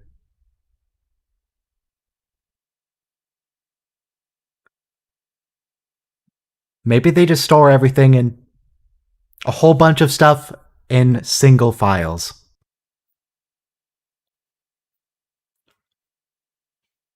Like all of the series of Star Trek would just be one really long video file. So they save on their file name that way.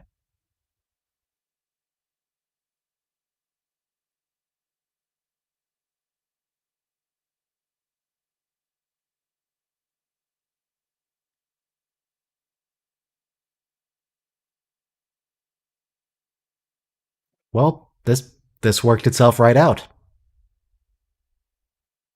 That resolved itself pretty quick.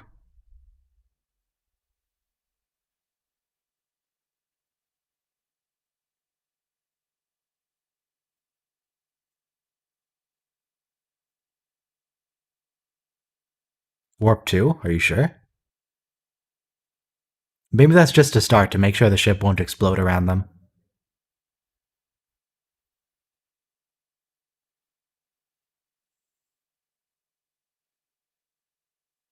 And they made it back, eventually.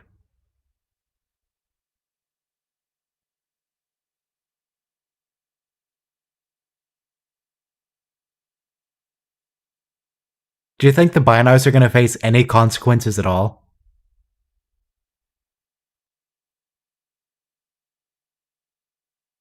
Well, they're still here.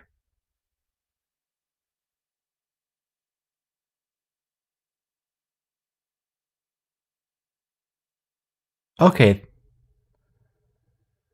Okay, there'll be a hearing, that's fine. I was thinking they were just going to transport them off and never mention it again. I mean, from here they're never going to mention it again. But at least they say there's going to be a hearing.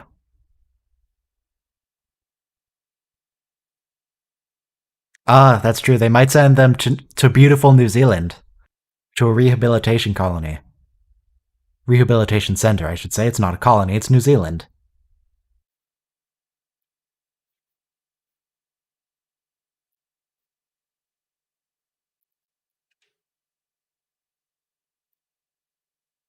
Wait, what happened to the computer upgrades? Did the Binars remove the upgrades?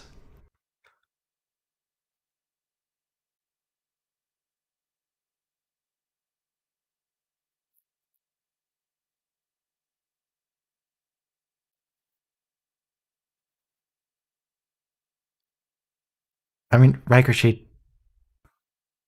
She didn't actually exist, Riker. She was a hologram. It's not. If you're really that torn up about it, you could just program your own. I mean, it's not. It's not a big deal. You knew her for like 20 minutes.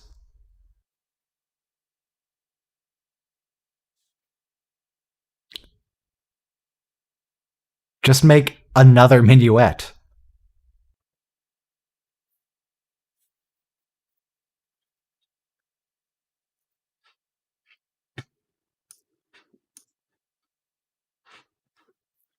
That episode was okay.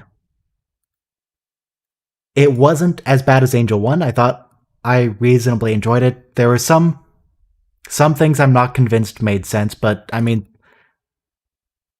honestly, saying there are some things that don't really make sense, you can say that for basically every episode of Star Trek ever made. So maybe I should just stop referencing that, because like the episode Darmok. Darmok is an absolutely fantastic episode in season 4, one of my favorites. But does it really make sense?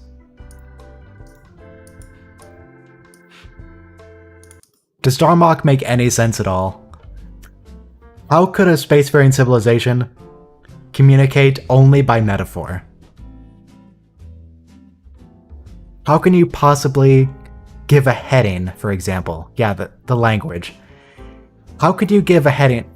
You can't say set course 310 Mark Tanagra. That doesn't mean anything. Do they have different metaphors for every angle they can go in? Do they have to communicate just in writing if they... What? Look.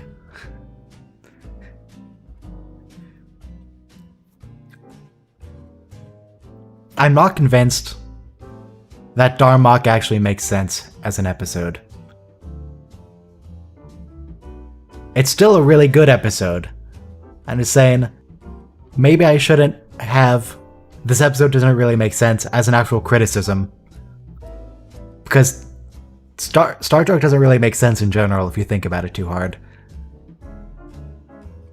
Oh, how does the universal translator work? Is everyone's mouth mismatched to their voice because it's being weird like that? It works very well, thank you.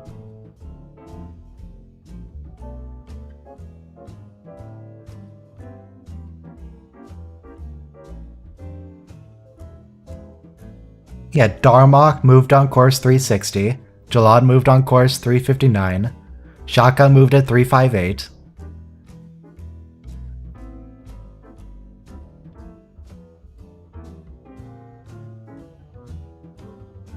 It's probably best not to think about it too hard.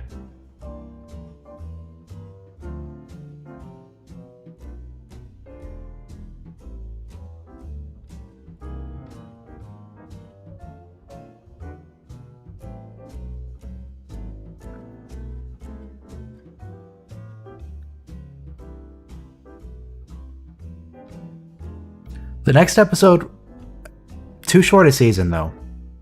Too short a season. I remember a little bit of it.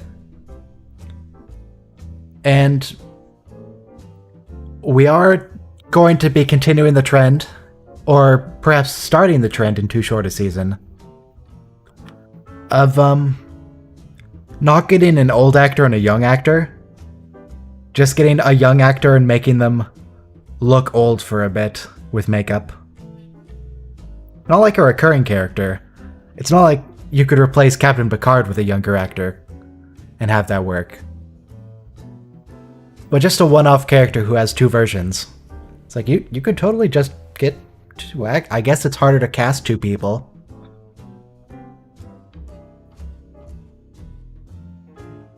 It's more of a, is the makeup convincing? And, well, they try. They certainly try.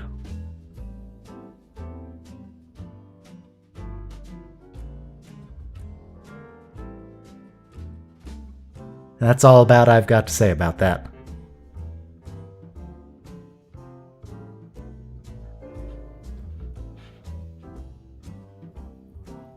Oh, like how...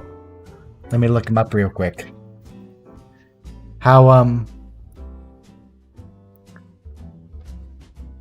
old Riker. Here's old Riker. Here's actual old Riker. Fake old Riker. Real old Riker. Fake old Riker. Real old Riker. Look, they tried. And we're coming up on start time. They did their best. Alright, let's start in 5, 4, 3, 2, 1, play.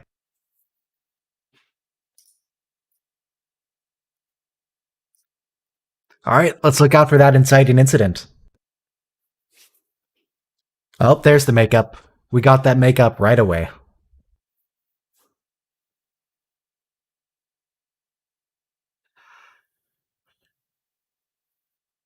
You know, that guy's makeup looks exactly like old McCoy's makeup in the pilot episode. He looks exactly the same. So why does that guy have a bunch of guns in the background? I guess he's a Lorca-like figure. He likes having weapons.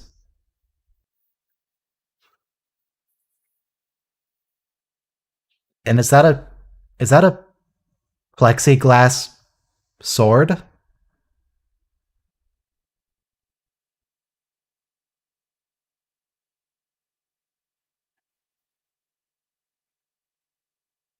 Ooh, 6 Earth days. They kind of drop that later on. They just give up calling them Earth days or Earth years, so they just call them days and years. Which is probably for the best, because Earth days sounds a bit odd.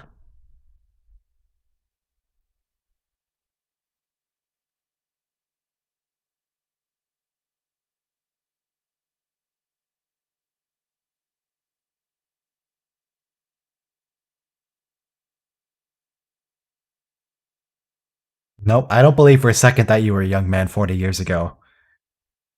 You look like you're 120, dude. You were not a young man 40 years ago.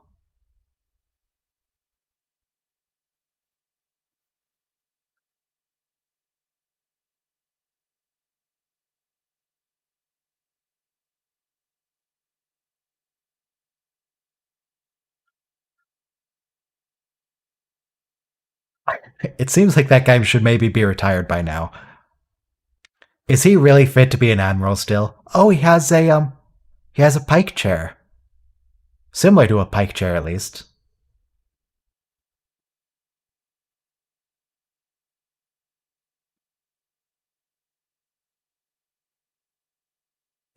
Wait. Is that just the captain's chair with like a rail on the front?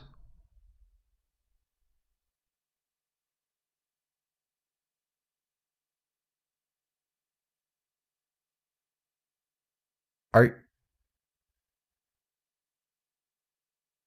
Admiral, are you really sure you're qualified anymore? You seem like you're about to keel over dead any minute.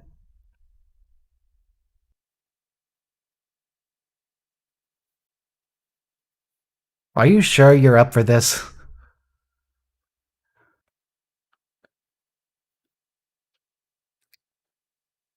I guess it'll all work out. I'm sure nothing bad will come from this. It'll work out perfectly.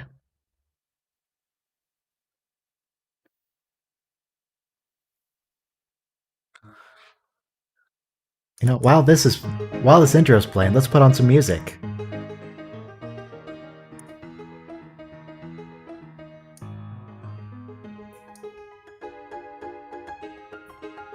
This music fits over the intro sequence, right? This works out.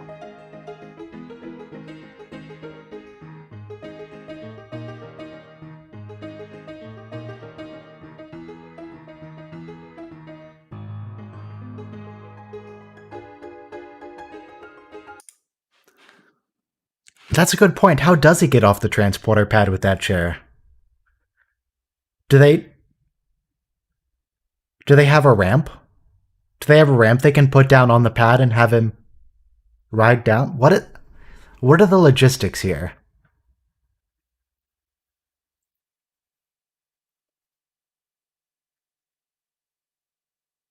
I bet they could transport him to flat ground. I bet the bottom of the transporter, I bet it has a pull-out ramp.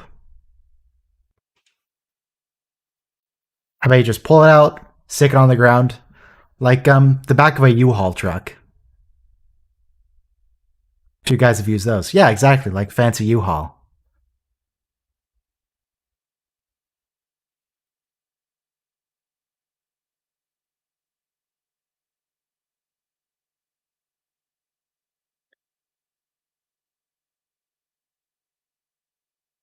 Also, that the Admiral's chair takes up a lot of space. Does he have to ride the turbo lift alone?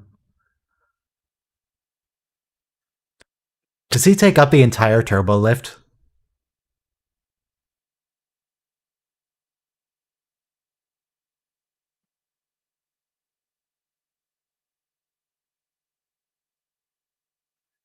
You know, he reminds me of someone else. On an episode I recently watched of Enterprise.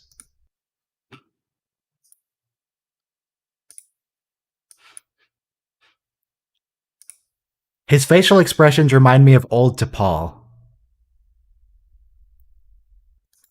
And that's all I've got to say about that.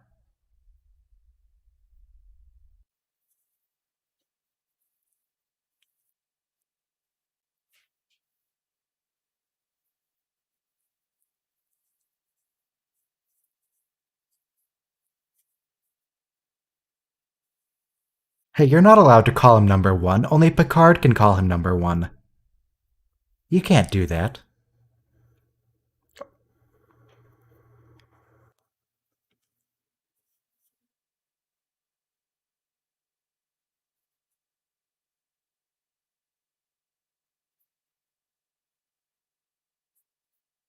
Okay. So Troy was able to sense in this case.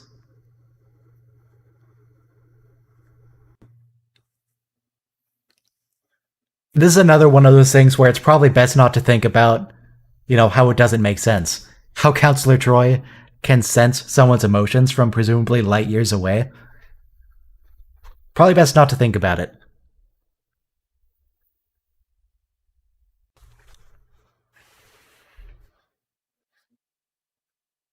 Maybe she's just not telepathic at all. She's just reading body language. That would explain it.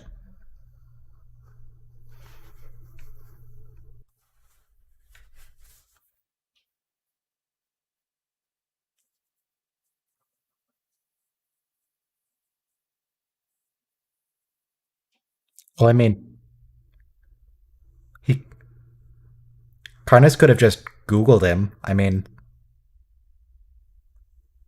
I assume records like that aren't confidential.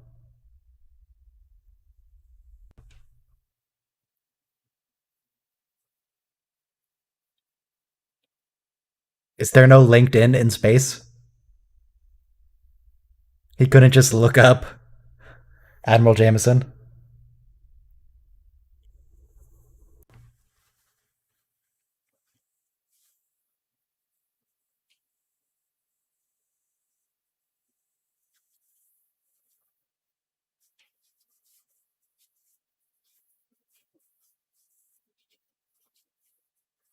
He's technically correct. If there's ever a war, if there's ever a war, there must have been a peace before it. Therefore, the peace was a prelude to the war. It's true about every war ever.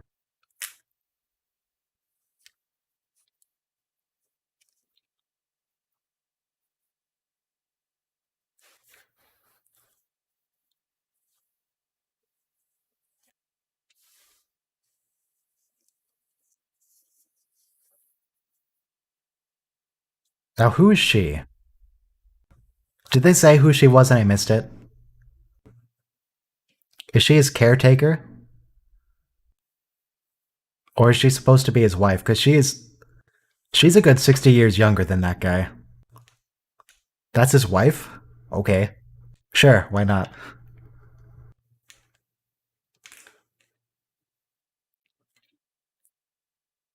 I guess because it's the 80s, they don't want to show the women looking 120 years old. I don't know. Like how in the original series, anytime they show a woman on screen, they put some Vaseline on the filter. You can't do that here because they're in the same shot. So you just don't lay on the makeup as thick.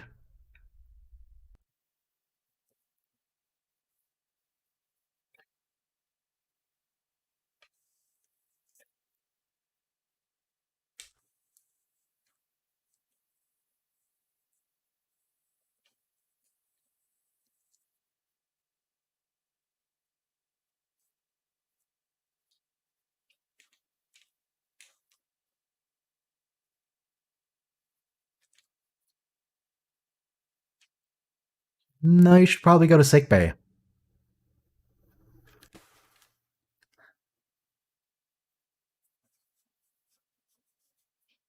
No, you should really report to that to the doctor.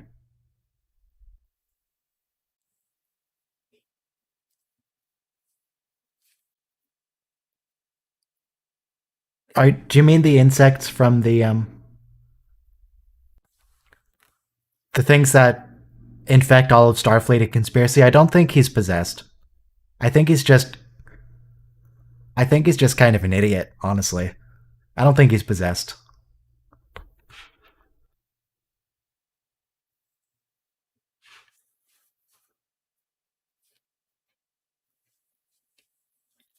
But I'm pretty sure later on, that discount Sean Connery from the last episode, I'm pretty sure he'll get possessed later.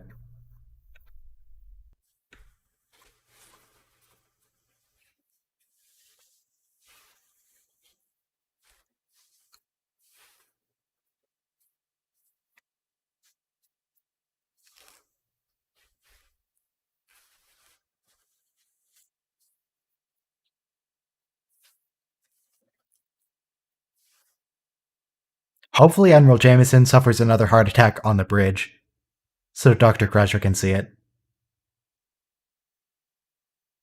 No, don't let him take the con. He's about to keel over dead.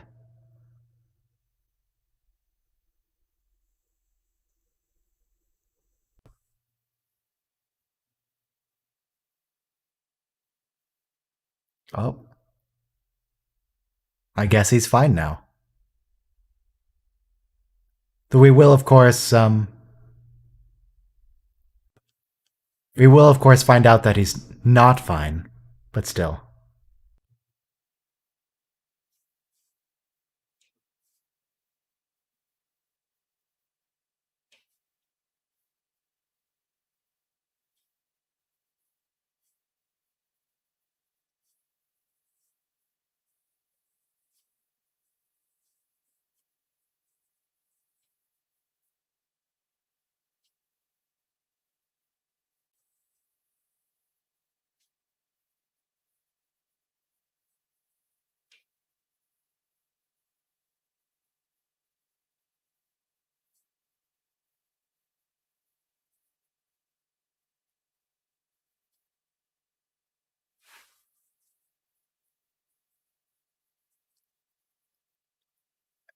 And wait, isn't? Nah, never mind. Never mind.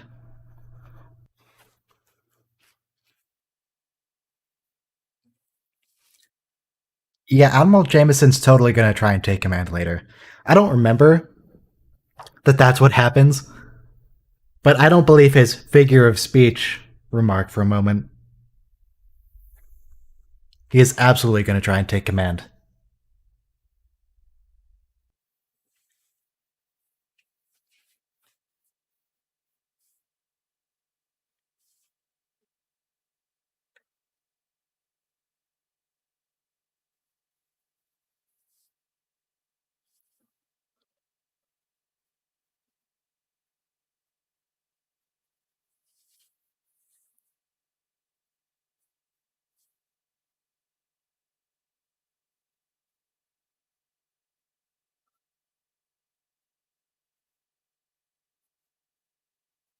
Hey, he's fine now.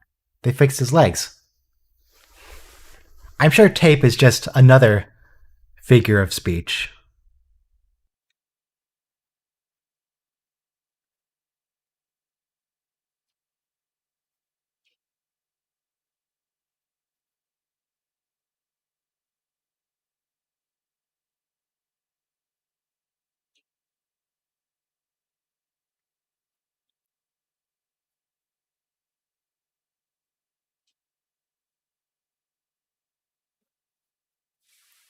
All right, they took some of the makeup off now. Oh, he's having another heart attack.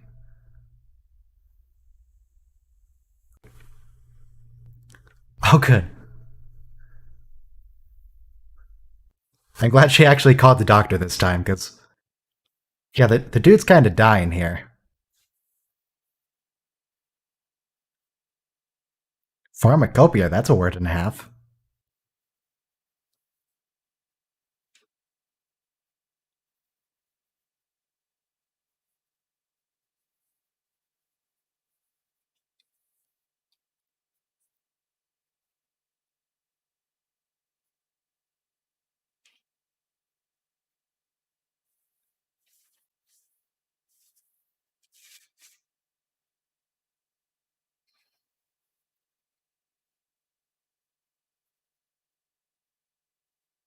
Apparently, there is a cure for Iversons.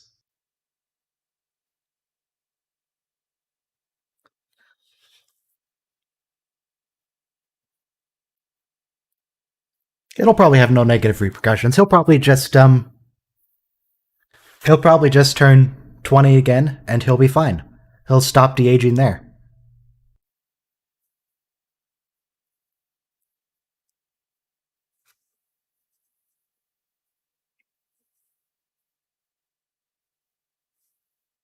Oh, they removed some makeup.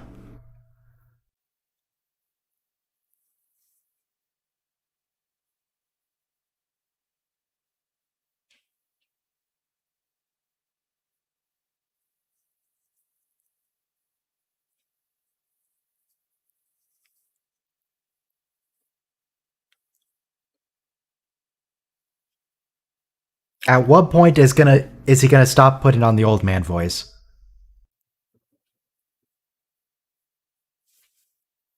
He's putting on a lot less now, but he's talking like from the back of his throat.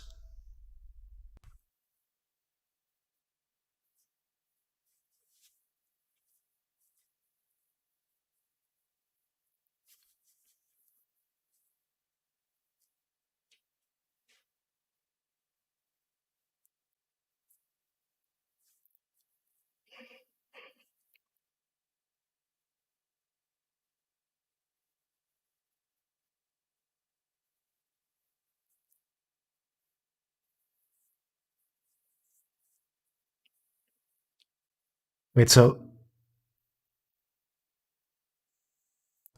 it's a 2-year process, and yet this is all these changes are happening over the course of like a day. That is must be like a titration effect where it's doing nothing, it's doing nothing. Oh, okay, yep. Yep, that makes sense. Okay. Okay. I see what's happening here. Dude just overdosed and killed himself. Good job, Jameson.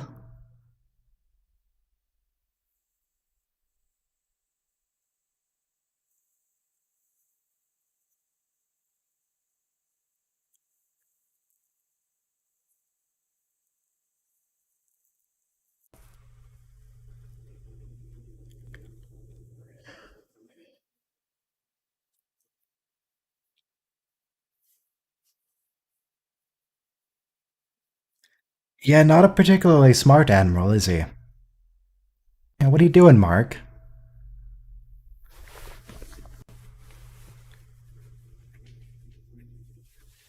You took okay, let me do some math real quick. Let me do some math. So he has 2 years of doses. That's 365 days 365 times 2. And there's two people. Two people's worth of doses. That's a total of 1,460 doses. And he took that in a day. Yeah, I don't know what he's expecting to happen here. He took almost 1,500 times the expected dose.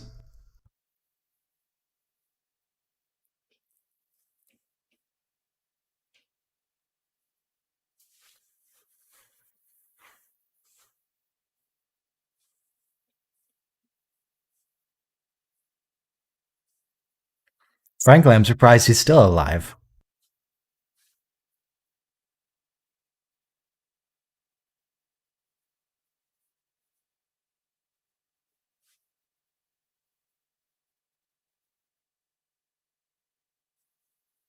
Okay. His face is very much in shadow. How different is he gonna be looking here? Oh yeah, you can immediately tell he looks different again. They took off some more makeup.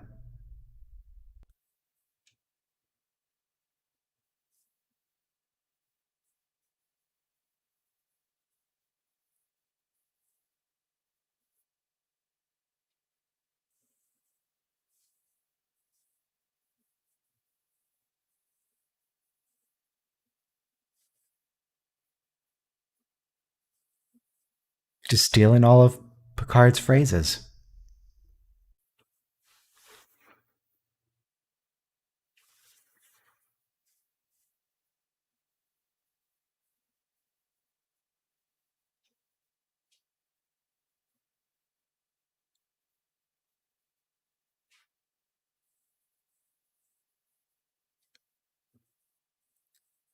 Is that block of granite to the left? Is that the Admiral's?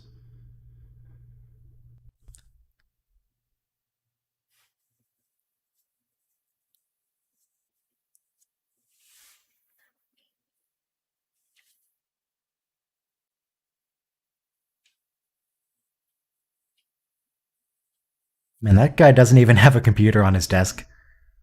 What is he doing there?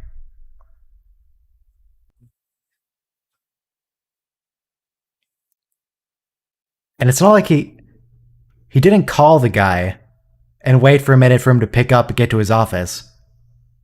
That guy was just sitting at his table doing nothing. He doesn't have a computer, he doesn't have any paperwork, he doesn't have nothing except a gun and a weird plexiglass sword.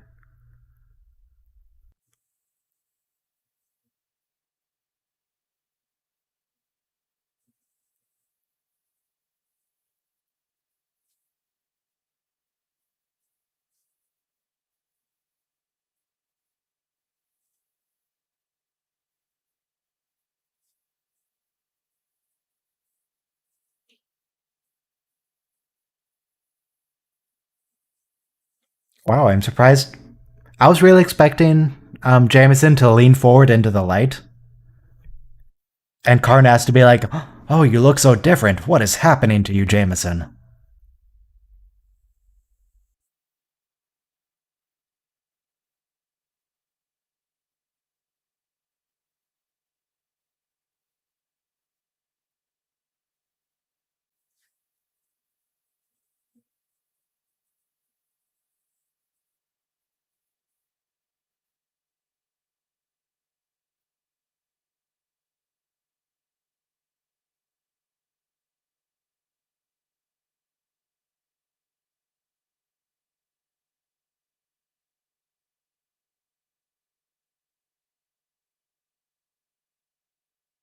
Nope, that's a bad idea, Admiral.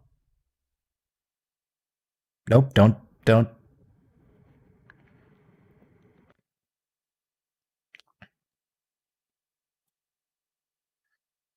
And he's taking command of the ship.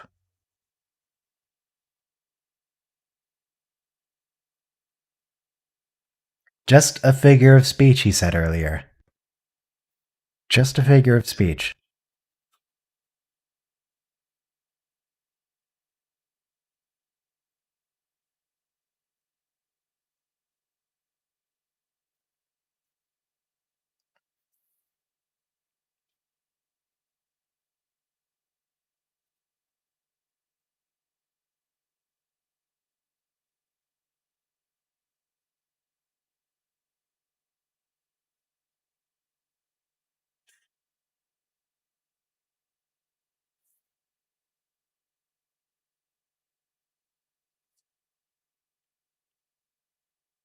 I mean, Admiral Jameson is getting progressively more reckless as the episode goes on.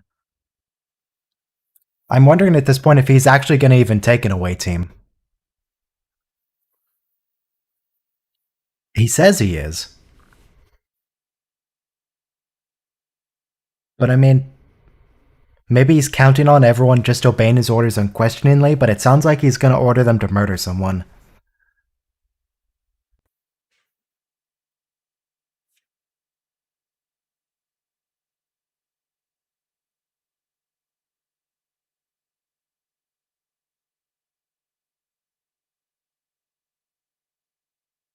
Nope, that's not why he did it. He absolutely did not do that to rescue the hostages.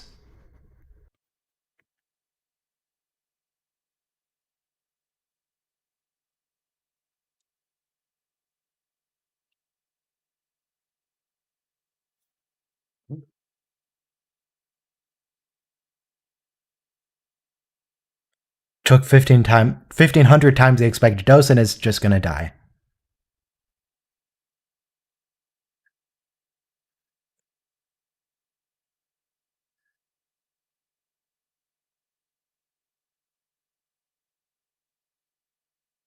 Oh, more dramatic lighting to show us the young face. Now, have they taken off all of the makeup other than the usual stage makeup? Much younger voice. He's no longer talking from the back of his throat. He's not growling anymore, which is good.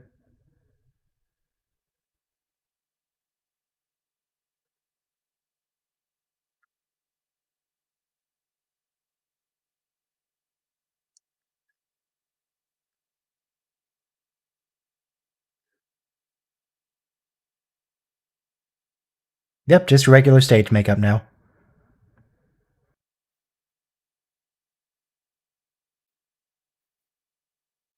Yeah, they can reverse aging. They've cured death a couple of times. Um, this isn't actually the last time they're going to cure aging. They're going to cure aging later too, but we're not going to talk about that ever again after the episode.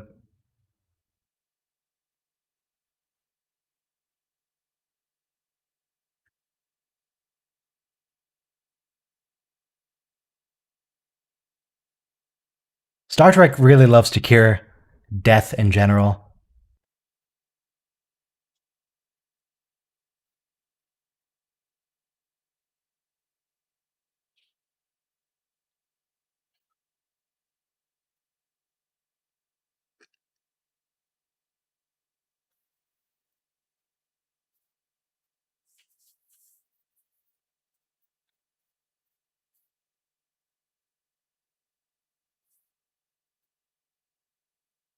What's the unofficial story, though?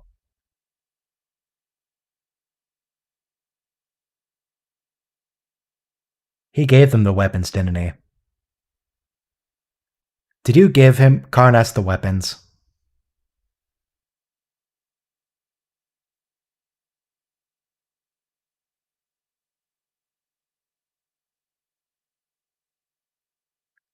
Yep. Yes, he did.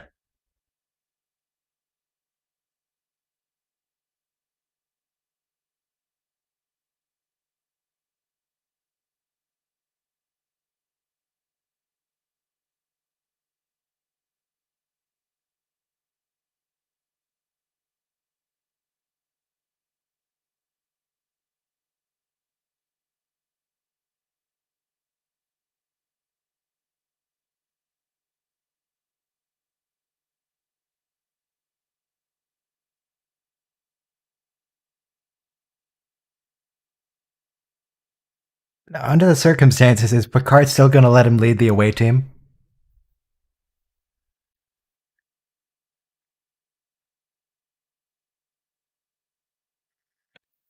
Is Picard gonna arrest him? Like he arrests Admiral Pressman later on? But then we're still in season 1 where someone can admit to being possessed by an alien and not be relieved of duty.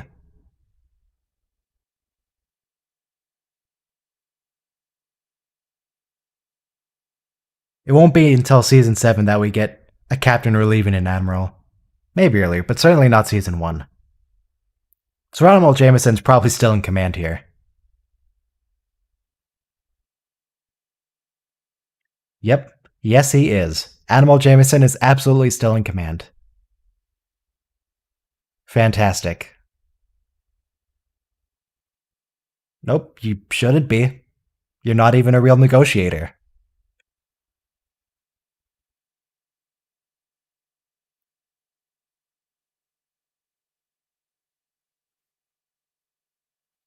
Captain, just do you maybe want to relieve him of. Okay. I guess he feels like he needs to because Karnas was so insistent on having Admiral Jameson there. So maybe if he beamed down without Admiral Jameson, he's worried Karnas would just kill the hostages straight off.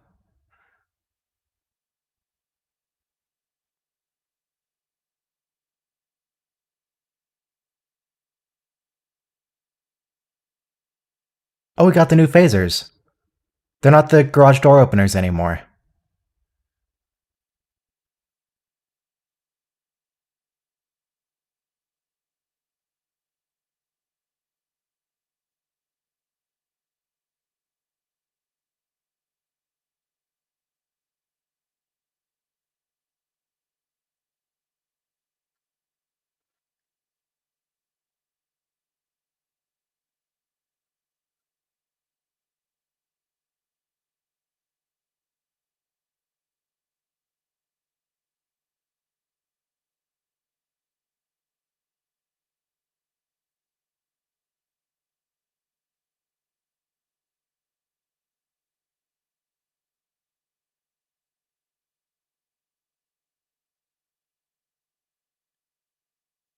Is he? I mean, I kind of understand why they have to bring Admiral Jameson with them. But he should absolutely not be in command of this mission.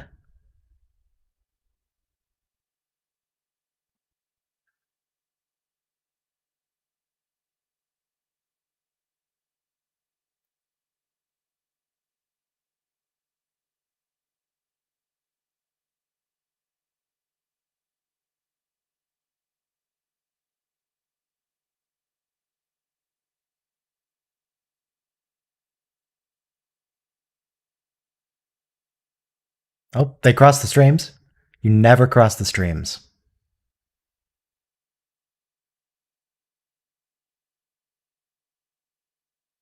Yeah, Tasha knows what's up.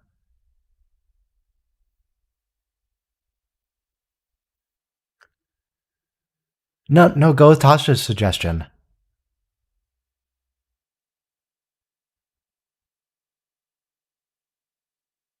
You could at least be a man closer. You have the schematics.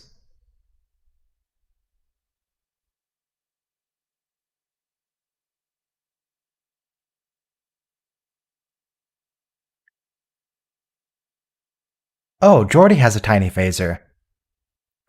Everyone else has the new ones, but Jordy still has the little garage door opener phaser.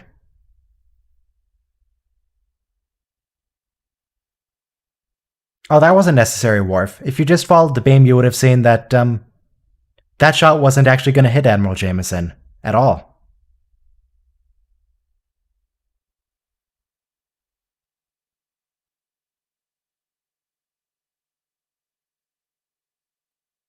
And things like the Star Wars prequels, you can track where the lightsabers are going. You can see that they wouldn't actually connect. But I mean, that I get because they actually have stick props. They're not trying to actually hit each other in the head. But that was purely a CGI effect that missed. There's no reason that couldn't have gone to Admiral Jameson's last position.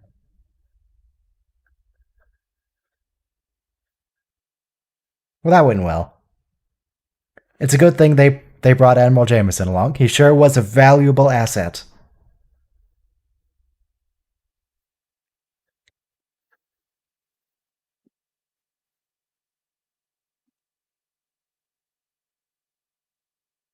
Is Karnas going to be upset that you shot some of his people? Yes.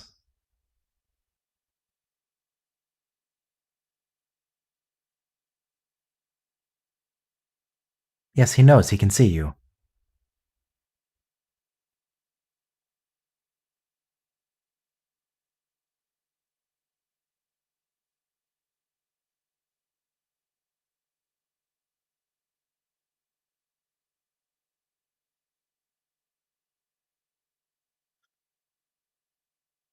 I'm a little unclear as to how that guy cut off the communication, because he still has no controls on his table there.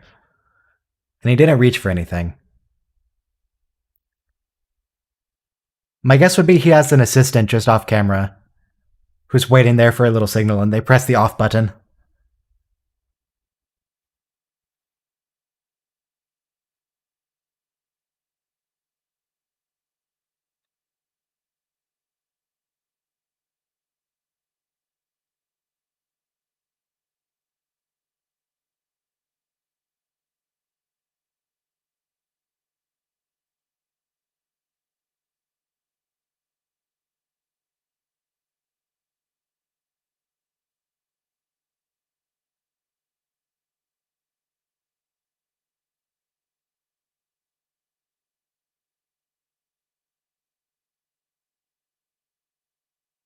I mean, he's dying anyway.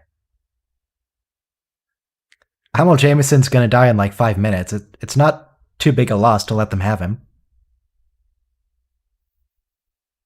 Actually, how many minutes are left in the episode? 9 minutes? Yeah, I'd give him 5 minutes to live. That seems about right. They need a few minutes at the end to have a little monologue.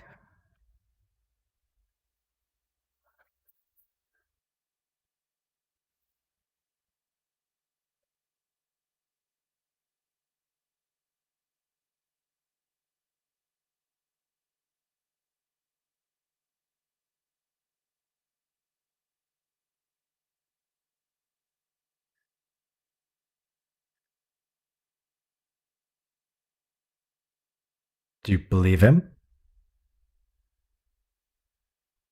Yeah, I'm with Karnas here.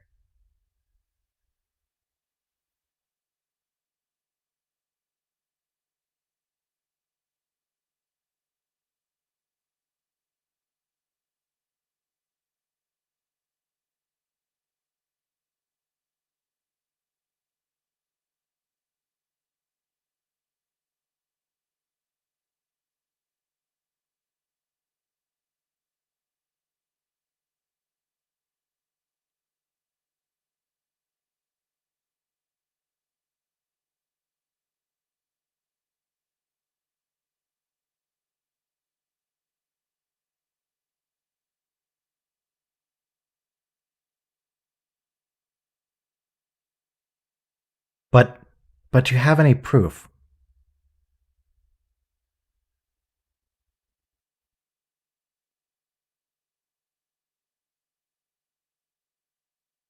You need to offer proof to Karnas, because that's not believable at all.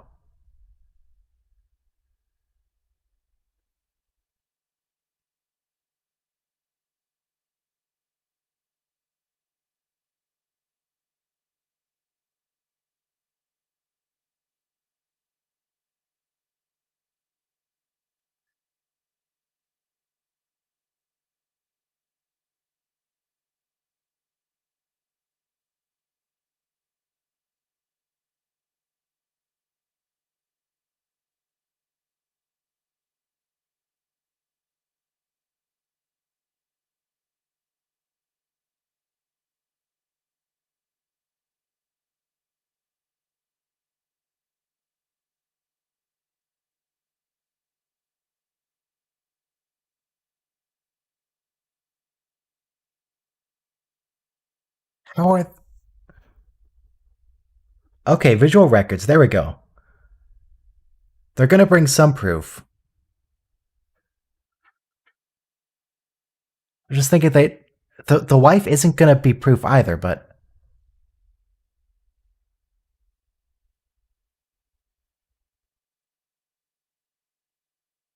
that's not convincing. Still not convincing.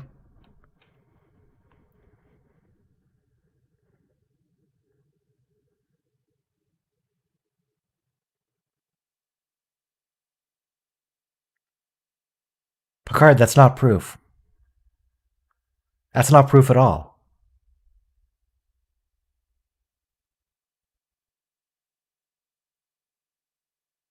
You can alter yourselves to look like other species, and What are you talking about, Picard?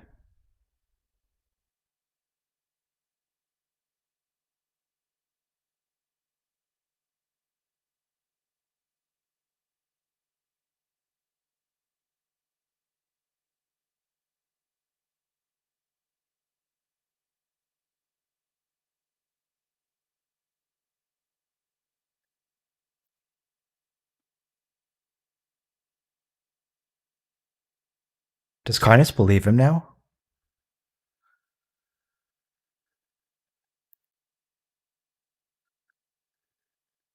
Yes, Picard, we all appreciate the exposition, but does Karnas believe that that is Jameson? No, there we go. There we go, Karnas. Now tell him something only Jameson would know.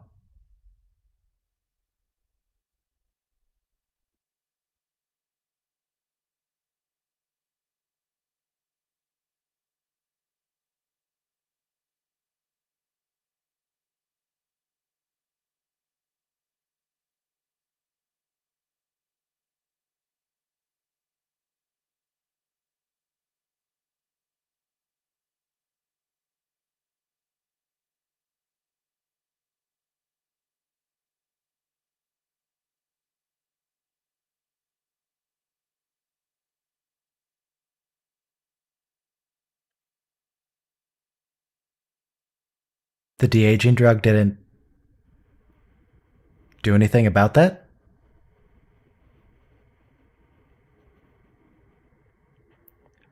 I mean, this is still not convincing at all. If I was Karnas, I would not believe that that was Jameson.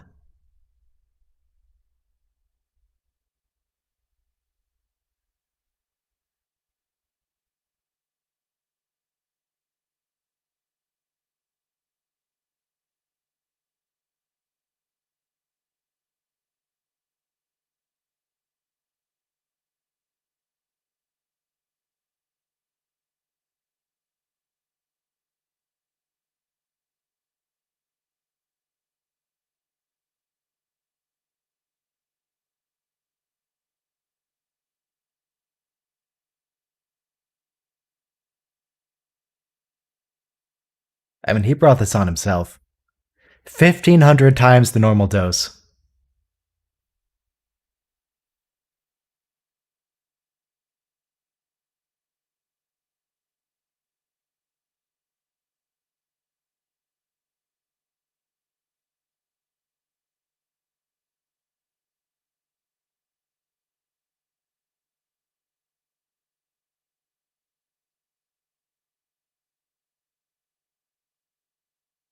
Okay, well, that worked itself out. Now, about those hostages, Karnas. Can we have them back? Jameson's dead.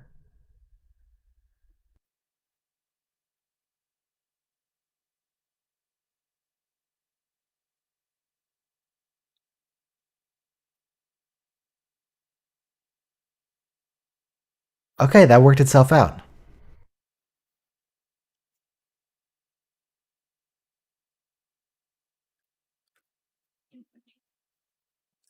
All we had to do was let Jameson commit suicide by overdosing on some drugs.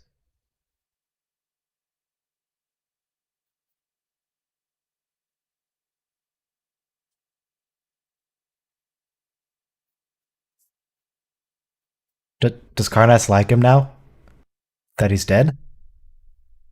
Karnas hated him 5 minutes ago.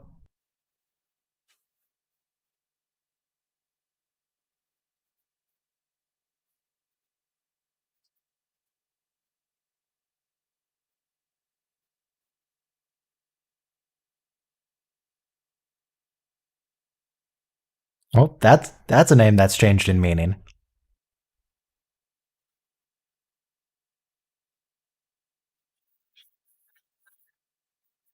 Don't worry about it.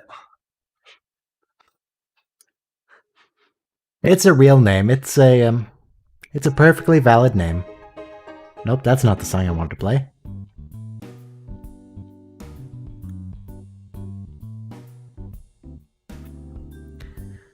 Yeah, it's gotta be Hang on, I forget what Isis is the god of. I want to say the sun, but I don't think that's right. Because I'm thinking of Ra.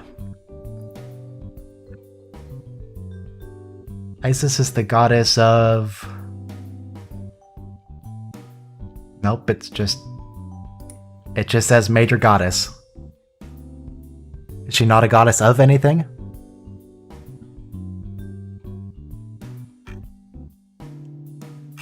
Oh, here you go. The roles section. I'm just looking at Wikipedia here. What's Isis the goddess of? Determine her origins, hieroglyphic writing of her name. Osiris' death and resurrection. Okay. Osiris myth. She resurrects her slain husband. So she does that. Believed to help the dead enter the afterlife, as she helped Osiris. Was considered the divine mother of the pharaoh and was likened to Horus.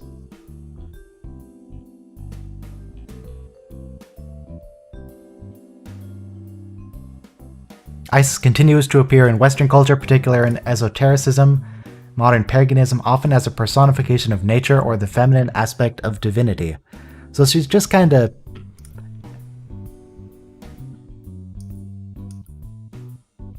She's sort of a vague goddess.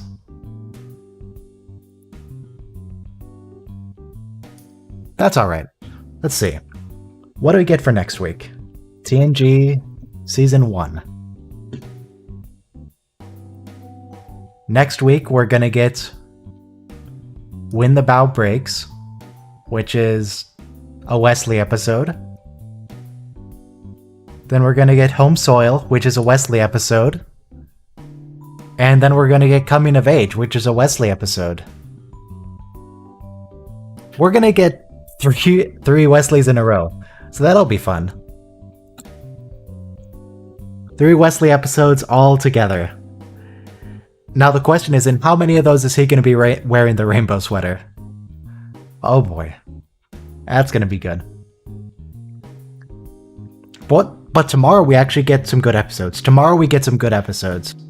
We get, on Deep Space Nine, the Storyteller, which is kind of weird, but, I mean, it's an interesting enough plot. It's weird but interesting. Weird but interesting. Then we get Progress with the old Bajoran man who doesn't want to leave home because it's his home. So that's a decent enough episode. And we get probably the most interesting episode of Season 1 DS9, If Wishes Were Horses with Rumpelstiltskin. I might title the stream Wesley Palooza. That might be what I do. Yeah, it's going to be a lot of Wesley. It's going to be a lot of Gene Roddenberry self-insert. That should be fun. But yeah, tomorrow, Deep Space Nine. Next week, Wesley Palooza. Hang on, let me see. Are there any other TNG Season 1 Wesley episodes? Other than the ones we've already done. Heart of Glory has some Wesley in it. No, I think those are going to be the last 3 real Wesley episodes of Season 1. I was thinking like maybe we could do a Wesley marathon. But I don't want to skip ahead until till the first duty or anything, or final mission. I just want to stay confined to Season 1 for now. But alright. Eugene Wesley Roddenberry? Oh, that explains a lot. Because Wesley really is a self-insert of Gene Roddenberry. Or trying to be. But, at any rate, I think that's enough for today.